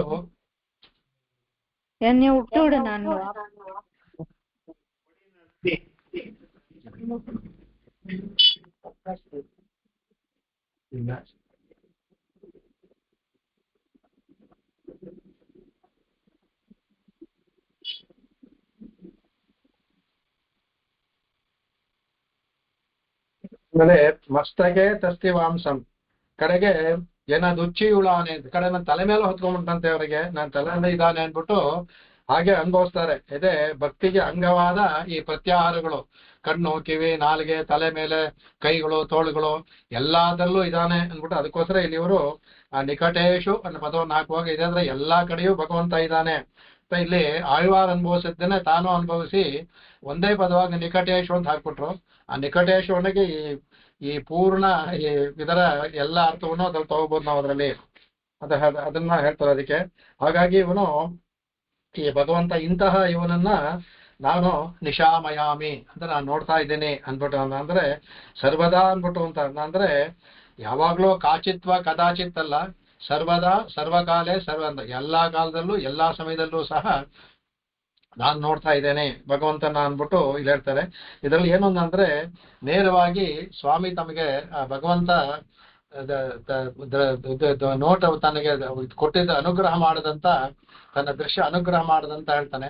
ಇನ್ನೊಂದು ಹೇಳ್ಬೋದು, ನೀವು ವೇದಗಳಿಗೆ ಸಿಕ್ಲಿಲ್ಲ ಅಂದ್ರೆ ನಾ ಹಿಂದೆ ಹೇಳಿದಾಗೆ ಯಾರನ್ನ ಅವನು ವರಿಸ್ತಾನೋ ಅವರಿಗೆ ಅವನ ಅವನ್ನ ಯಮಯವಿ ತೇನ ಲಭ್ಯ ಅವರಿಗೆ ಲಭ್ಯ ಅಂತ ಹೇಳೋ ತರ ಅವನೇ ಇವ್ರನ್ನ ವರಿಸಿದಾಗ ಯಾವ ಶ್ರುತಿ ಏನ್ ಮಾಡುತ್ತೆ, ಶ್ರುತಿ ಅವನ್ನ ಹುಡ್ಕೊಂಡು ಹೋಗ್ತಾ ಇದೆ, ಹಾಗಾಗಿ ಶ್ರುತಿ ಸಿಗ್ತಾ ಇಲ್ಲ.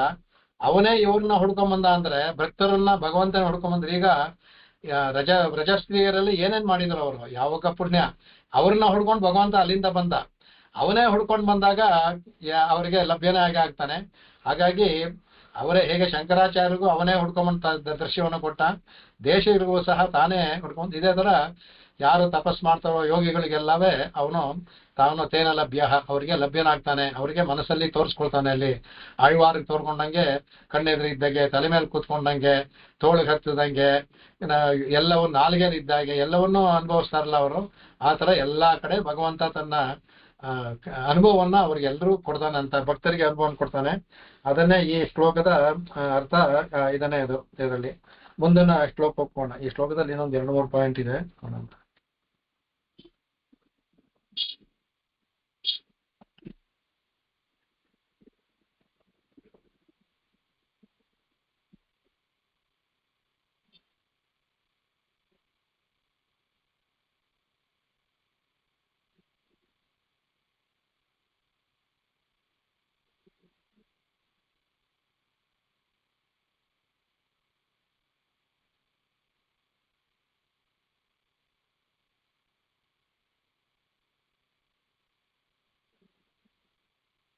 ಒಂಬತ್ತನೇ ಶ್ಲೋಕ. ಪದವಿ ಮದವಿ ಯಸೀಂ ವಿಮುಕ್ತೆ ಅಟವಿ ಸಂಪದಮಂಬುವಾಹಯಂತಿ ಅರುಣಾಧರ ಸಾವಿಲಾಶವಂಶಾಂ ಕರುಣಾಂಕಾರುಣ ಮಾನುಷೀಂ ಭಜಾಮಿ ಅಂದ್ಬಿಟ್ಟು ಇಲ್ಲಿ ಹೇಳ್ತಾರೆ. ಇದರಲ್ಲಿ ಮೇಲಿನ ಪಾರ್ಶ್ವದ ಶ್ಲೋಕದ ಅರ್ಥ ಇಲ್ಲಿ ಇದರಲ್ಲಿ ಪದವೀಂ ಅದವೀಯಸೀಂ ಅಂದ್ಬಿಟ್ಟು, ವಿಮುಕ್ತೇ ಪದವೀಂ ಅದವೀಯಸೀಂ ಅಂದ್ಬಿಟ್ಟು, ಅಂದ್ರೆ ವಿಮುಕ್ತ ಅಂದ್ರೆ ಇಲ್ಲಿ ಯಾರು ಇದಾಗ್ತಾರೆ ಅಂದ್ರೆ ವಿಮುಕ್ತೇ ಅಂದ್ರೆ ಮೋಕ್ಷಕ್ಕೆ ಅಂತಂದ್ರೆ ಅದವೀಯಸೀಂ ಅನ್ನಂದ್ರೆ ಹತ್ತಿರ, ದವೀಯಸಿ ಅಂದ್ರೆ ದೂರ, ಅದವೀಯಸಿ ಅಂದ್ರೆ ಹತ್ತಿರ, ದವೀಯಸಿ ದೂರವಾಗಿ, ಅದವೀಯಸೀಂ ಅಂದ್ರೆ ಹತ್ತಿರವಾದದ್ದು ಅಂದ್ರೆ ಮೋಕ್ಷಕ್ಕೆ ಹೋಗ್ಬೇಕಾದ್ರೆ ನಮ್ಗೆ ಅರ್ಚಾದಿ ಮಾರ್ಗ ಅಂತ ಗೊತ್ತಿದೆ, ಅದೊಂದೇ ಮಾರ್ಗ ಇರೋದು ತಿಳಿದಿರೋದು. ಇದ್ಯಾವುದಪ್ಪ ಇದು ಇನ್ನೊಂದು ಮಾರ್ಗ ಇಲ್ಲಿ ನೇರವಾಗಿ ಅದಕ್ಕೆ ಅರ್ಚಾದಿ ಮಾರ್ಗಕ್ಕಿಂತ ಹತ್ತಿರವಾಗಿರೋ ಮಾರ್ಗ ಇನ್ಯಾವುದು ಅಂತ, ಅದಕ್ಕೆ ಅದವೀಯಸಿ ಅದಂದ್ರೆ ಅದು ಯಾವ ಅದು ಇನ್ನೊಂದು ಪದವನ್ನು ಹೇಳ್ತಾರೆ ಇಲ್ಲಿ ಸ್ವಾಮಿ. ಅರ್ಚಾದಿ ಮಾರ್ಗಕ್ಕಿಂತ ಹತ್ತಿರವಾದ ಒಂದು ದಾರಿ ಇದೆ ಮೋಕ್ಷಕ್ಕೆ ಹೋಗಿ ಅಂತ. ಯಾವ್ದು ಅಂತ ಅಂದ್ರೆ ಮೋಕ್ಷಕ್ಕೆ ಹೋಗುತ್ತೆ ಅದವೀಯಸಿ. ಅದು ಯಾರು ಅಂದ್ರೆ ಅಟವೀ ಸಂಪದಂ, ಅಟವಿ ಅಂದ್ರೆ ಕಾಡು, ಕಾಡಿನ ಸಂಪತ್ತು ಅಂದ್ರೆ ಇಲ್ಲಿ ಕಾನ ಸಂಪತ್ತು ಅಂದ್ರೆ ಇದು ಎರಡು ಅರ್ಥ. ಅದು ಕಾನನ ಅನ್ನೋದು ಕಾಡು, ಕಾಡಿನ ಸಂಪತ್ತು ಹೇಗೆ ವೃದ್ಧಿ ಆಗುತ್ತೆ ಅಂದ್ರೆ ಇದು ಭಗವಂತನ ಪಾದಸ್ಪರ್ಶ ಅಲ್ಲಿ ಓಡಾಡೋದ್ರಿಂದ ಎಲ್ಲವೂ ನಲಿಯುತ್ತೆ, ಎಲ್ಲವೂ ಸಹ ಅಚೇತನಗಳು ಚೇತನವಾಗ್ಬಿಡುತ್ತೆ. ಅನೇಕ ಈ ಶ್ಲೋಕದಲ್ಲಿ ಅನೇಕ ಬರುತ್ತೆ. ಅಚೇತನಗಳಿಗೂ ಚೇತನತ್ವ ಬಂದ್ಬಿಡುತ್ತಂತೆ ಅವಕ್ಕೆ, ಅವು ಸಹ ಇದ್ ಮಾಡುತ್ತೆ. ಹೇಗೆ ರಾಮ ಹೋಗ್ಬೇಕಾದ್ರೆ ಎಲ್ಲವೂ ಬಾಡೋಯ್ತು ಮರಗಳೆಲ್ಲವೇ, ಅವ್ನು ಬಂದಾಗ ಎಲ್ಲ ಚಿಗುರ ಅಕಾಲ ಪುಷ್ಪ ವೃಕ್ಷ ಆಯ್ತು ಅಂತ ಹೇಳ್ತೀವಿ.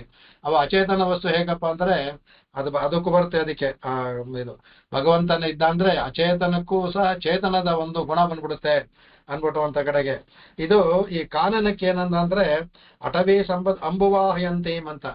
ಈ ಕಾಡಿನ ಮರಗಳು ಇದೆಲ್ಲ ಆಗುತ್ತೆ ಅಂಬುವಾಹಯಂತಿ. ಅಂಬುವಾಹ ಅಂದ್ರೆ ಮೇಘ. ಆ ಮೇಘ ಒಂದು ಸಲ ಮೋಡ ಹಾಕೊಂಡ್ಬಿಡ್ತು ಅಂದ್ರೆ ಅವಕ್ಕೆ ಗೊತ್ತಂತೆ ಮಳೆ ಬರುತ್ತೆ ಅನ್ಬಿಟ್ಟು, ತಕ್ಷಣ ಎಲ್ಲ ಲವಲವಿಕೆ ಆಗ್ಬಿಡುತ್ತಂತೆ. ಆ ಮೋಡ ಇನ್ನು ಮಳೆ ಬಂದಿಲ್ಲ, ಮೋಡವನ್ನ ನೋಡೇನೆ ಲವಲವಿಕೆ ಬಂದ್ಬಿಟ್ಟು ತಮ್ಮಲ್ಲಿರುವಂತಹ ಚಿಗುರು ಹೂ ಇದ್ರೆ ಅರಳಕ್ ಶುರು ಮಾಡ್ಬಿಡ್ತಂತೆ ಆಗ್ಲೇ. ಆ ಒಂದು ಎಕ್ಸ್ಪೆಕ್ಟೇಷನ್ ಅಂತಾರಲ್ಲ ಆ ತರ ಇವನು ಅಟವೀ ಸಂಪದಂ ಅಂಬುವಾಹಯಂತಿ ಅಂತಂದ್ರೆ ಇದನ್ನ ಹೆಚ್ಚುವಂತೂ ಮಾಡುವಂತಹ ಈ ಮೇಘ ಇದೆಯಲ್ಲ, ಆ ತರ ಕಾನನ ಸಂಪತ್ತನ್ನು ವೃದ್ಧಿ ಮಾಡುವಂತ ಅಂದ್ರೆ ಅದ ಆನಂದವನ್ನ ಹೆಚ್ಚು ಮಾಡುವಂತಹ ಮೇಘ. ಆ ಮೇಘದ ತರ ಇಲ್ಲಿ ಆ ಮೋಕ್ಷಕ್ಕೆ ಹತ್ತಿರುವ ದಾರಿ ಯಾವ್ದಪ್ಪ ಅಂದ್ರೆ ಅರುಣಾಧರ ಸಾವಿಲಾಶ ವಂಶಾಂ. ಅರುಣಾಧರ ಅಂದ್ರೆ ವಂಶಾಮ್ ಅಂದ್ರೆ ವಂಶ ಅಂತಂದ್ರೆ ಬಿದಿರು, ಇಲ್ಲಿ ಕೊಳಲು ಅಂತ ಹೋಗ್ಬೇಕು. ವಂಶ ಅಂದ್ರೆ ಬಿದಿರು ಅಂತನೂ ಆಗುತ್ತೆ, ಕೊಳಲು ಅಂತನೂ ಆಗುತ್ತೆ. ಆ ಕೊಳಲು ಆಮೇಲೆ ಆಮೇಲೆ ಸ್ಪರ್ಶಕ್ಕಾಗಿ ಅರುಣ ಅದರ ಸಾವಿಲಾಶ ಅಂದ್ರೆ ಆ ಕೊಳಲು ಭಗವಂತನ ತುಟಿಗಳ ಸ್ಪರ್ಶಕ್ಕೋಸ್ಕರ ಏನುತ್ತೆ ಅಭಿಲಾಷೆ ಉಂಟಂತ ಅಂದ್ರೆ ಹಂಬಲಿಸ್ತಾ ಇದೆ ಅಂತ. ಅದು ಭಗವಂತನ ಅದರದ ಸ್ಪರ್ಶ ಕೆಳಗಡೆ ತುಟಿ ಮೇಲೆ ಇರ್ತಾನೆ ಅವ್ನು ಓದ್ತಾನಲ್ಲ, ಆ ಸ್ಪರ್ಶಕ್ಕೋಸ್ಕರ ಇದು ವಂಶ. ಅದೇ ಹೇಳ್ತಲ್ಲ, ಇದು ವಂಶ ಬಂದು ಅಚೇತನ, ಅದು ಕೊಳಲು. ಚೇತನವು ಕೂಡ ಚೇತನವಾಗಿ ಹಂಬಲಿಸ್ತಂತೆ. ಅದಕ್ಕೆ ಅರುಣಾದರ ಇಲ್ಲಿ ಅರುಣ ಅಂತ ಹೇಳಿದ್ರೆ ಕೆಂಪು, ಕೆಂಪಾದ ತುಟಿ ಉಳ್ಳಂತಹ ಭಗವಂತನ. ಯಾತಕ್ಕೆ ಕೆಂಪು ತುಟಿ ಅನ್ನೋದಕ್ಕೆ ವ್ಯಾಖ್ಯಾನದಲ್ಲಿ ಬರುತ್ತೆ. ಅದರಲ್ಲಿ ಅದಕ್ಕೆ ತುಂಬಾ ಇದಿರ್ತಾರೆ. ಆ ತರ ಭಗವಂತನ ಕೆಂಪಾದ ತುಟಿಯ ಒಂದು ಸ್ಪರ್ಶಕ್ಕಾಗಿ ಆ ವಂಶ, ಅಚೇತನವಾದ ವಂಶ ಸಹ ಏನ್ ಮಾಡ್ತಂತೆ, ಅದು ಹಂಬಲಿಸ್ತಾ ಇದ್ದಂತೆ. ಅದಕ್ಕೆ ಯಾರವನು ಕಾರಣ ಮಾನುಷೀಂ, ಇವನು ಇಲ್ಲಿ ಸ್ತ್ರೀಲಿಂಗವನ್ನು ಹಾಕಿದ್ರು. ಅದಕ್ಕೆ ಹೇಳ್ತಾರೆ ಮಾನುಷಂ ಮಾನುಷೀಂ ಅಂತ ಹಾಕಿದ್ರು. ಇವನು ಕಾರಣ ಮಾನುಷೀಂ, ಕಾರಣ ಪುರುಷ ಭಗವಂತ. ಸೃಷ್ಟಿಗೆಲ್ಲ ಕಾರಣ ಭಗವಂತ, ಅವನು ಕಾರಣ. ಅಲ್ಲಿ ಕಾರಣ ಅರ್ಥ ಎಲ್ಲಕ್ಕೂ ಮೂಲ ಕಾರಣ ಅಲ್ಲ, ಅಂದ್ರೆ ಅವನೇ ಉಪಾದಾನ ಕಾರಣ ಅನ್ನುವಾಗ ಅದಕ್ಕೆ ಬರುವಂತ ಕಾರಣ ಮಾನುಷ. ಇಲ್ಲಿ ಕಾರಣ ಮಾನುಷಿ ಅನ್ಬೇಕಾದ್ರೆ ಇಲ್ಲಿ ಕಾರಣ ಅಂದ್ರೆ ಅಲ್ಲಿ ಕಾರಣ ಜಗತ್ತಿಗೆ ಮೂಲ ಅನ್ನೋದು. ಇಲ್ಲಿ ಕಾರಣ ಅಂದ್ರೆ ಒಂದು ಇದಕ್ಕೆ ವ್ಯಾಜ. ಇಲ್ಲಿ ಕಾರಣ ವ್ಯಾಜ ಒಂದೇ ಅರ್ಥ, ಪದ ಒಂದೇ. ಇಲ್ಲಿ ಏನು ವ್ಯಾಜ ಅಂದ್ರೆ ಭೂಭಾರವನ್ನು ಇಳಿಸೋದಕ್ಕೆ, ಭೂದೇವಿಗೆ ಹುಟ್ಟ ಮಾತನ್ನ ಮಾಡೋದಕ್ಕೆ ಅವತಾರ ಮಾಡೋದು. ಈಗ ಕಾರಣ ಮಾನುಷಿ ಭೂಭಾರ. ಅದಕ್ಕೆ ಭಾಷಿಕಾರರು ಅದ್ಭುತವಾಗಿ ಭೂಭಾರೋ ತಾರಣಾಯ ಅಂತ ತಮ್ಮ ಇದರಲ್ಲಿ ಪೀಠಿಕೆಯಲ್ಲಿ ಗೀತೆ ಹೇಳ್ಬೇಕಾದ್ರೆ ಭೂಭಾರ ಇಳಿಸೋದು ಬಂದ ಅಂತ ಅದ್ಭುತವಾಗಿ ಹೇಳ್ತಾರೆ. ಅದೇ ತರ ಇಲ್ಲಿ ಕಾರಣ ಮಾನುಷಿ, ಇವನು ಕಾರಣ ಮಾನುಷಿ ಅಂತ. ಈಗ ಅವನು ಕಾರಣ ಮನುಷ್ಯನೇ, ಪ್ರಕೃತಿಯಾದ ಕಾರಣ ಮನುಷ್ಯನೇ. ಮನುಷ್ಯ ಅಂದ್ರೆ ಪುರುಷ ಅಂತ ತಗೊಳ್ಳಿ, ಕಾರಣ ಪುರುಷನೇ. ಈಗ ಕಾರಣ ಮಾನುಷಿ ಅಂದ್ರೆ ಭೂಭಾವನ ಇಳಿಸೋದಕ್ಕೋಸ್ಕರ ಇಲ್ಲಿ ವಿಕೃತಿ ಗೋಪಾಲನಾಗಿ ಬಂದಿದ್ದಾನೆ ಅವನು. ಆ ಕಾರಣ ಮಾನುಷಿ ಇದೆಯಲ್ಲ ಅವನ್ನ ರೂಪಿಸಿದಂತ ಯಾರವನು ಕರುಣಾಂ. ಆ ಕರುಣಾಂ ಕಾರಣ ಮಾಡೋದು ಪ್ರಾಸಕ್ಕೋಸ್ಕರ ಪದಗಳನ್ನ ಹಾಕಿದ್ದಾರೆ. ಕರುಣಾಂ ಅಂದ್ರೆ ಕರುಣೆಯೇ ಮೂರ್ತಿ ವ್ಯಕ್ತದಂಗೆ ಅವನು ಭಗವಂತ. ಅವನು ಅದೇ ಕರುಣಾಂ ಅದಕ್ಕೆ ಆ ಮೂರ್ತಿಮತೆಯ ಕರುಣೆಯನ್ನು ಭಜಾಮಿ ಸೇವಿಸ್ತೇನೆ ಅಂತ. ಆ ಕರುಣಾಂ ಅನ್ನೋದು ಸ್ತ್ರೀಲಿಂಗ ಅಲ್ಲಿ ಹಾಕಿದ್ದಾರೆ. ಅದರಲ್ಲಿ ವ್ಯಾಖ್ಯಾನದಲ್ಲಿ ಯಾತಕ್ಕೆ ಸ್ತ್ರೀಲಿಂಗ ಹಾಕಿದಂತ ವಿವಿಧವಾಗಿ ಹೇಳ್ತಾರೆ. ಅಂತಹ ಕರುಣ ಅಂದ್ರೆ ಕರುಣೆಯ ಏನು ಕಾರಣ ಭಗವಂತ ಯಾತಕ್ಕೆ ಬರ್ಬೇಕು ಅಂದ್ರೆ ಭಗವಂತನೇ ಕರುಣೆಯೇ. ಇಲ್ಲಿ ಒಂದು ಒಂದು ಒಂದು ಮುಖ್ಯವಾದ ಕಾರಣ ಭೂಭಾವನ ಇಳಿಸೋದು, ಅದು ಒಂದೇ ಕಾರಣವಲ್ಲ. ಆ ಕರುಣಾಂ ಅಂತ ಒಂದು ಪದವನ್ನು ಹಾಕಿರೋದ್ರಿಂದ ಮೂರ್ತಿಯೋದ್ರಿಂದ ಅದೇ ಒಂದು ನೆಪದಲ್ಲಿ ಹೇಗೆ ನಾವು ಒಂದು ಫಲ ಇರ್ಬೇಕಾದ್ರೆ ಒಂದು ಫಲಗಳು ಬರುತ್ತಲ್ಲ, ನಮಗೆ ಅಂತರವಾಗಿ ಅನೇಕ ಫಲಗಳು ಬರುತ್ತಲ್ಲ, ಹಾಗೆ ಇಲ್ಲೂ ಒಂದು ಮುಖ್ಯವಾದ ಭೂಭಾವ ಇಳಿಸೋದಾದ್ರು ಇಲ್ಲಿ ಮುಖ್ಯವಾಗಿ ಬಂದಿದ್ದ ಭಗವಂತ ಚೇತನವನ್ನು ಉದ್ಧಾರ ಮಾಡೋದಕ್ಕೋಸ್ಕರ ಅನೇಕ ಕೊಡ್ತಾನೆ. ಅನೇಕ ನಾವು ಕೃಷ್ಣನ ಇದೆಲ್ಲ ನೋಡಿದೀವಿ. ದದಿ ಬಾಂಡ ಮಾಲಾಕ ಎಲ್ಲ ಎಂತೆಂಥವ್ರಿಗೆ ಎಲ್ಲವನ್ನು ಅನುಗ್ರಹ ಮಾಡ್ದ ಭಗವಂತ ಅಂತೇಳಿ ಚರ್ಮ ಶ್ಲೋಕವನ್ನು ಕೊಟ್ಟ. ಭಗವದ್ಗೀತೆಯನ್ನೇ ನಮಗೆ ಉಪನಿಷತ್ತ, ಅದೊಂದು ಗೀತೋಪನಿಷತ್ತನ್ನೇ ಮಾಡ್ದ. ಅದೊಂದು ಕರುಣೆ. ಅದು ಇಲ್ಲಿ ಮುಖ್ಯವಾದ ವ್ಯಾಜ ಭೂಭಾರ ಇಳಿಸೋದು, ಅಂತರ ವ್ಯಾಜ ನಮ್ಮನ್ನು ಉದ್ಧಾರ ಮಾಡೋದು, ಅದು ಅದಕ್ಕೆ ಸೇರ್ಕೊಂಡಿದೆ. ಅಂತಹ ಇದರಿಂದ ಅದಕ್ಕೆ ಕರುಣಾಂ ಕಾರುಣದ, ಅದಕ್ಕೆ ಕರುಣೆಯೇ ಮೂರ್ತಿವೆತ್ತಂತೆ ಇರುವಂತಹ ಅವನ್ನ ಭಜಾಮಿ, ಭಜ ಸೇವಾಯಾಮ್ ಅಂತ.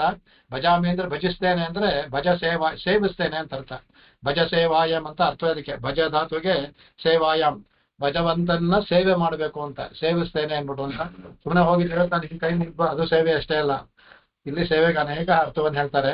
ಕೈ ಮುಗಿದು ತೋರಿಸೋದು ಅಂದ್ಬಿಟ್ಟು ಅಂತ. ಇದನ್ನ ಅರ್ಥವನ್ನ ಇದು ನೋಡ್ಕೊಳ್ಳೋಣ. ಅದಕ್ಕೆ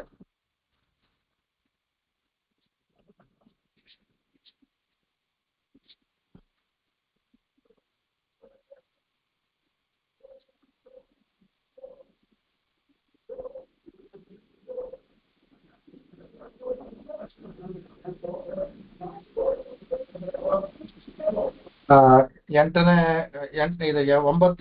ಶ್ಲೋಕದಲ್ಲಿ 7ನೇ ಶ್ಲೋಕದಲ್ಲಿ ಹೇಳ್ಕೊಂಡ್ವಿ ನಾವು ಭಗವಂತ ಯಾತಕ್ಕೆ ಬಂದ ಅನ್ಬಿಟ್ಟು ಅಂತ. ಅದಕ್ಕೆ ಅಂದ್ರೆ ಮುಂದಿನದಲ್ಲಿ ಪರಿವರ್ತ ಮಾಡಿದ ಯಮಲಾರ್ಜುನನ್ನ ಬಂದ. ಅದಕ್ಕೆ ಅದರಿಂದ ಆ 8ನೇ ಅಧ್ಯಾಯದಲ್ಲಿ ಆ ಬಂಧನ ವಿಮುಕ್ತ ಆಗ್ತಲ್ಲ, ಆ ಬಂಧನ ವಿಮುಕ್ತ ಆಗೋದನ್ನ ಅಂತಹವನ್ನು ನೋಡೋದನ್ನ 8ನೇ ಅಧ್ಯಾಯ ತೋರಿಸಿದ್ದಾರೆ. ಹಾಗಾಗಿ ಆ ಪ್ರಕೃತಿ ವಿಕೃತಿಯನ್ನ ಮಾಡೋದು ಆ 2 ಶ್ಲೋಕಗಳಲ್ಲೂ 7 ಮತ್ತು 8 ಅಧ್ಯಾಯ ವಿಂಶತಿ ರಕ್ಷಣದ ಅಧ್ಯಾಯದ ಎರಡೂ ಸಹ ಇದರಲ್ಲಿ ಬಂದಿದೆ ಅದು ಅಂತ ತಗೋಬೇಕು ಅದನ್ನ. ಇವಾಗ 9ನೇ ಶ್ಲೋಕದಲ್ಲಿ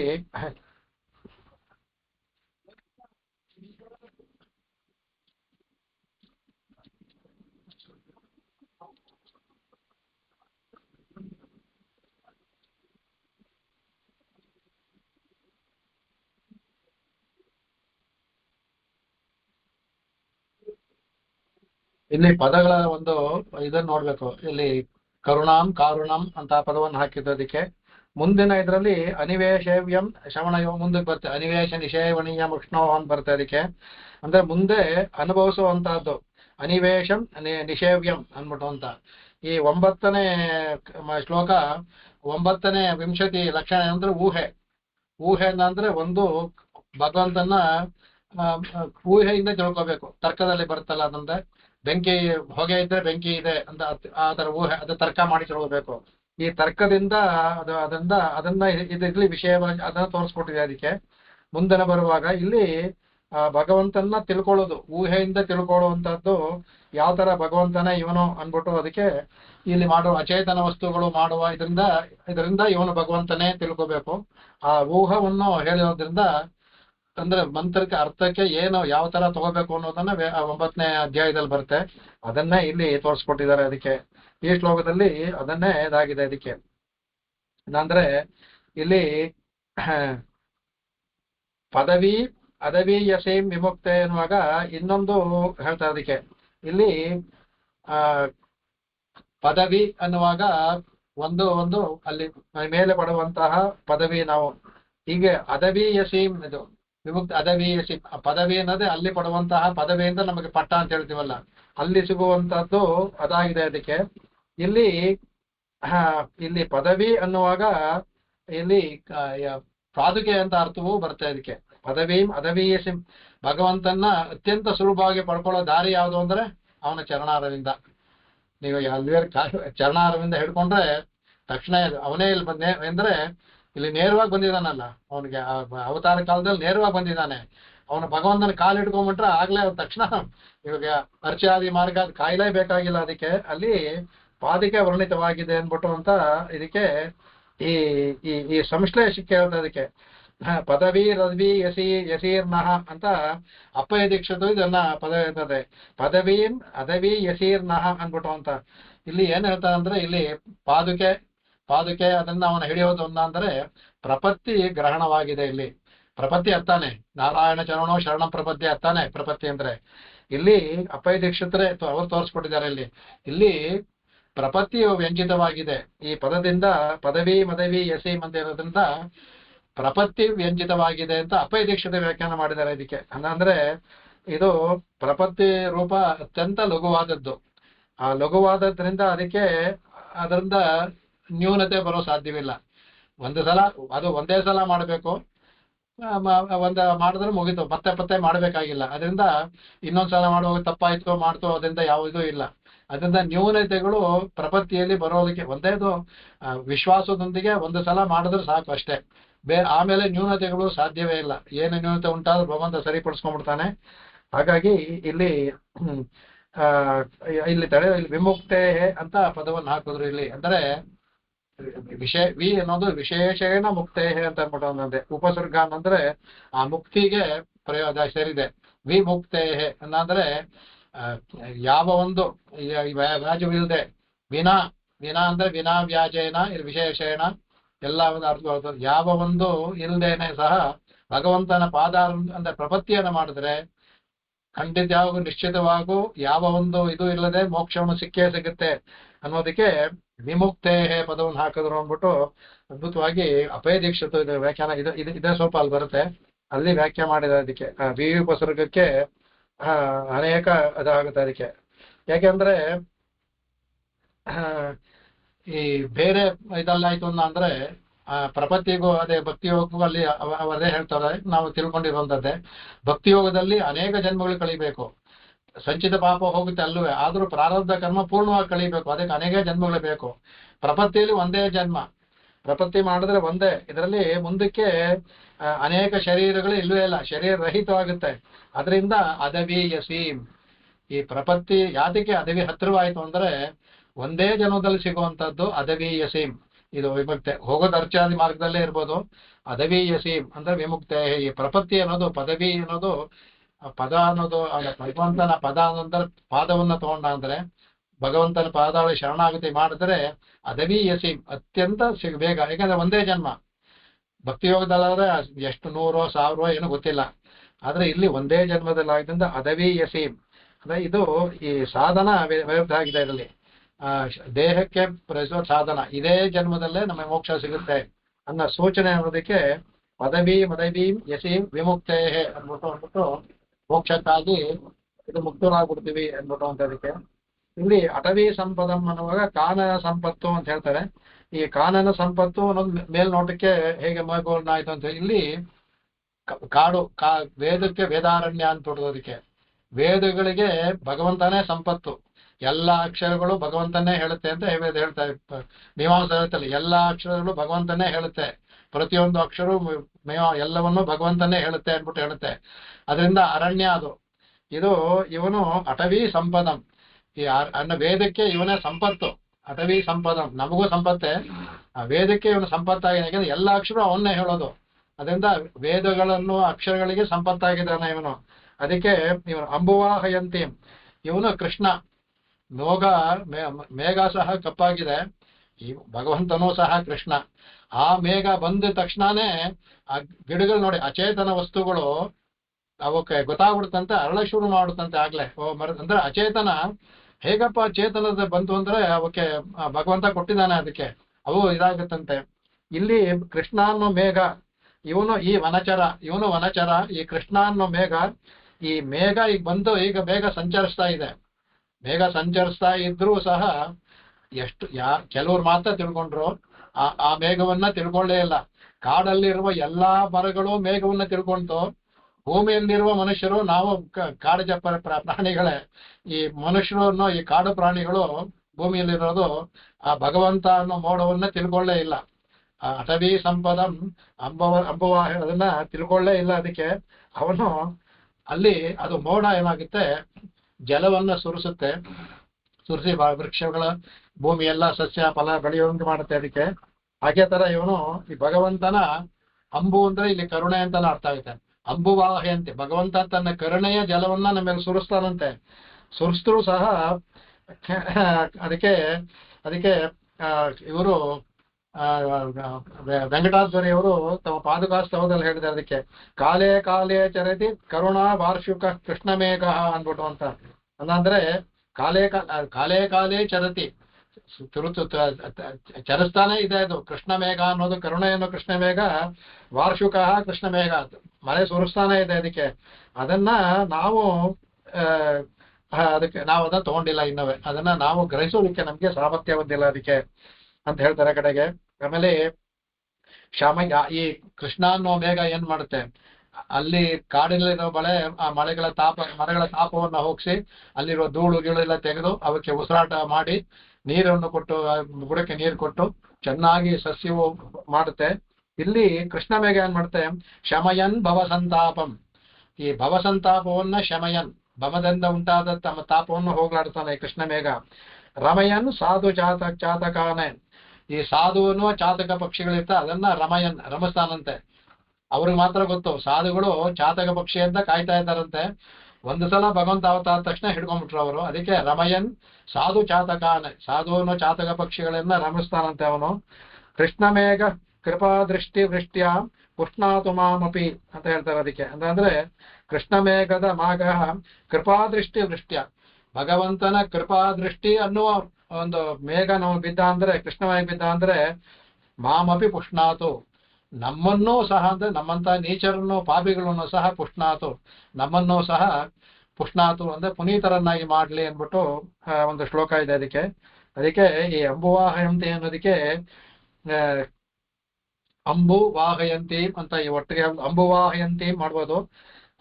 ಪ್ರತ್ಯೇಕ ಅಂಬು ವಾಹಯಂತಿ ಅಂದ್ರೆ ಮೇಘ ಇಲ್ಲಿ ಭಗವಂತಲ್ಲಿ ಅವನು ಕೃಷ್ಣ, ಅಲ್ಲಿ ಮೋಡಕ್ಕೆ ಆ ಕಾಲ ಬರಬೇಕು. ಈ ಕೃಷ್ಣ ಅನ್ನೋ ಮೇಘ ಅಂಬು ವಾಹಯಂತಿ, ಇದು ಸದಾ ಕಾಲ ಸುರಿಸ್ತಾನೆ ಇರ್ತಂತೆ. ಆ ಮೇಘಕ್ಕೆ ಆ ಕಾಲದಲ್ಲಿ ಮಾತ್ರ ವರ್ಷ ಋತು ಈ ಸಮಯದಲ್ಲಿ ಆ ಮೇಘ ಬಂದು ಸುರಿಸುತ್ತೆ. ಈ ಅಂಬು ಇದೆಯಲ್ಲ, ಕೃಷ್ಣ ಅನ್ನೋ ಅಂಬು ಇದೆಯಲ್ಲ ವಾಹಯಂತಿ, ಯಾವಾಗ್ಲೂ ಸುರಿಸ್ತಾನೆ ಇರ್ತಾನೆ. ಅದಕ್ಕೆ ಈ ಮೇಘ ಅನ್ನೋದಕ್ಕೆ ಅದಕ್ಕೆ ಅಟವಿ ಸಂಪದ ಅಂದ್ಬಿಟ್ಟು, ಇದು ಅಟವಿ ಸಂಪದ ವೇದಗಳಲ್ಲಿ ಇದಾದ್ದು, ಇದು ಅತ್ಯಂತ ಪ್ರಕರ್ಷವಾದದ್ದು. ಅದಕ್ಕೆ ಇಲ್ಲಿ ಮರುಕಾಂತಾರ ಮೇಘಮಾಲೆ ಅತ್ಯಂತ ಪ್ರಿಯ ಅನ್ಬಿಡ್ತು. ಮರುಕ ಕಾಂತಾರ ನಾವೆಲ್ಲ ಕಾಂತಾರ ಅಂದ್ರೆ ಇಲ್ಲಿ ಇದು ಬರಡು ಭೂಮಿ ಹೇಳುತ್ತೆ ಅದಕ್ಕೆ. ನಾವು ಮರುಭೂಮಿ ಅಂತ ಹೇಳ್ತೀವಲ್ಲ ಅದಕ್ಕೆ. ಇಲ್ಲಿ ನಮ್ದು ಇಲ್ಲಿ ಈ ಮರುಭೂಮಿ ಏನೋ ಭೂಮಿಯಲ್ಲಿ ಒಂದು ಭಾಗವನ್ನ ಹೇಳಿದ್ರು, ಅಲ್ಲಿ ನೀರಿಲ್ದೆ ಏನೋ ಜಾಗ ಹೇಳಿದ್ರು, ಇಡೀ ಸಂಸಾರವೇ ಮರುಭೂಮಿ ಇದು, ಮರುಕಾಂತಾರ ಇದು. ಇದರಲ್ಲಿ ಮೇಘಮಾಲೆ ಅತ್ಯಂತ, ಈ ಭಗವಂತ ಅನ್ನೋ ಮೇಘಮಾಲೆ ಅತ್ಯಂತ ಪ್ರಿಯವಾದದ್ದು, ಅದನ್ನ ಹೇಳ್ತಾರೆ ಅದಕ್ಕೆ. ಅದರಿಂದ ಪಾನೀಯ ಶಾಲಂ ಮರುಭೂಷು ತಸ್ಮಾತ್ ಅಂತ ಅದಕ್ಕೆ. ಇದು ಪಾನೀಯ ಶಾಲಂ, ಇದು ಈ ಅದಕ್ಕೆ ಇದು ಪಾನೀಯವಾಗಿ ಇದಂತೆ. ಈ ಮರುಭೂಮಿಗೆ ಹೇಗೆ ಮಳೆ ಬಂದರೆ ಹೇಗೆ ಹೀರ್ಕೊಂಡು ಇದಾಗುತ್ತೋ, ಅದೇ ತರ ನಮಗೆ ಈ ಕೃಷ್ಣ ತೃಷ್ಣ ಅಂತ ನಮ್ಮ ಹೇಳ್ತಾರೆ. ಕೃಷ್ಣ ತೃಷ್ಣೆಯಿಂದ ಇರುವಂತ ಎಲ್ಲರಿಗೂ ಸಹ ಈ ಭಗವಂತ ಶಾಲಂ ಪಾನೀಯ. ಆ ಮರುಭೂಮಿಯಲ್ಲಿ ಒಂದು ಕೆಲವರು ಓಎಸ್ಎಸ್ ಅಂತ ಅಲ್ಲಿ ನೀರು ಬರ್ತಲ್ಲ, ಹಾಗೆ ನಮಗೆ ಆಗಿದಾನೆ ಅದಕ್ಕೆ.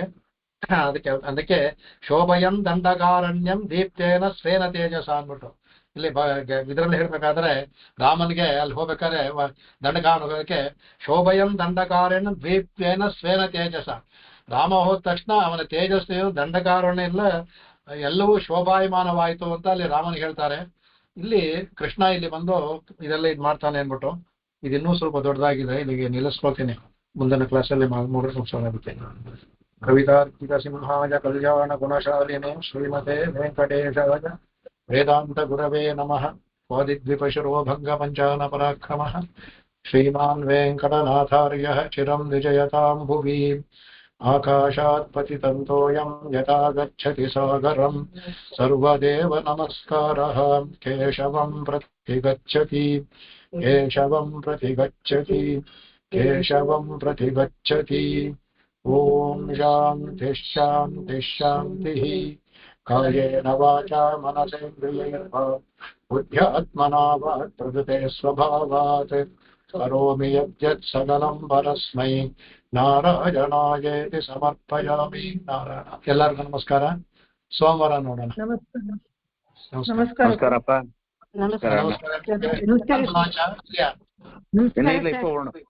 ಇಪ್ಪ ಆರಾಧನೆ ತರಪ್ಪ.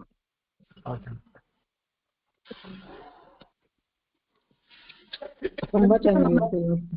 ನಮಸ್ಕಾರ. ಫುಲ್ ಯಮನಾರ್ಜುನ್ ಅದೆಲ್ಲ ನೋಡಿದ್ದು ಜ್ಞಾಪಕ ಬರ್ತಿತ್ತು. ವೃಂದಾವನದ ಯಮುನಲ್ಲಿ ಅದೇ ಆ ಗಿಡ ಮೋಕ್ಷ ಸಿಕ್ಕಿರೋದು. ಇದೆಲ್ಲ ನಡೆದಿರೋದು ಅದೇ ಸರ್. ಅಡಿಯನ್ ಸೇವಿಸ್ಕ್ರೆ. ನಮಸ್ಕಾರ. ನಮಸ್ತೆ. ನಮಸ್ತೆ.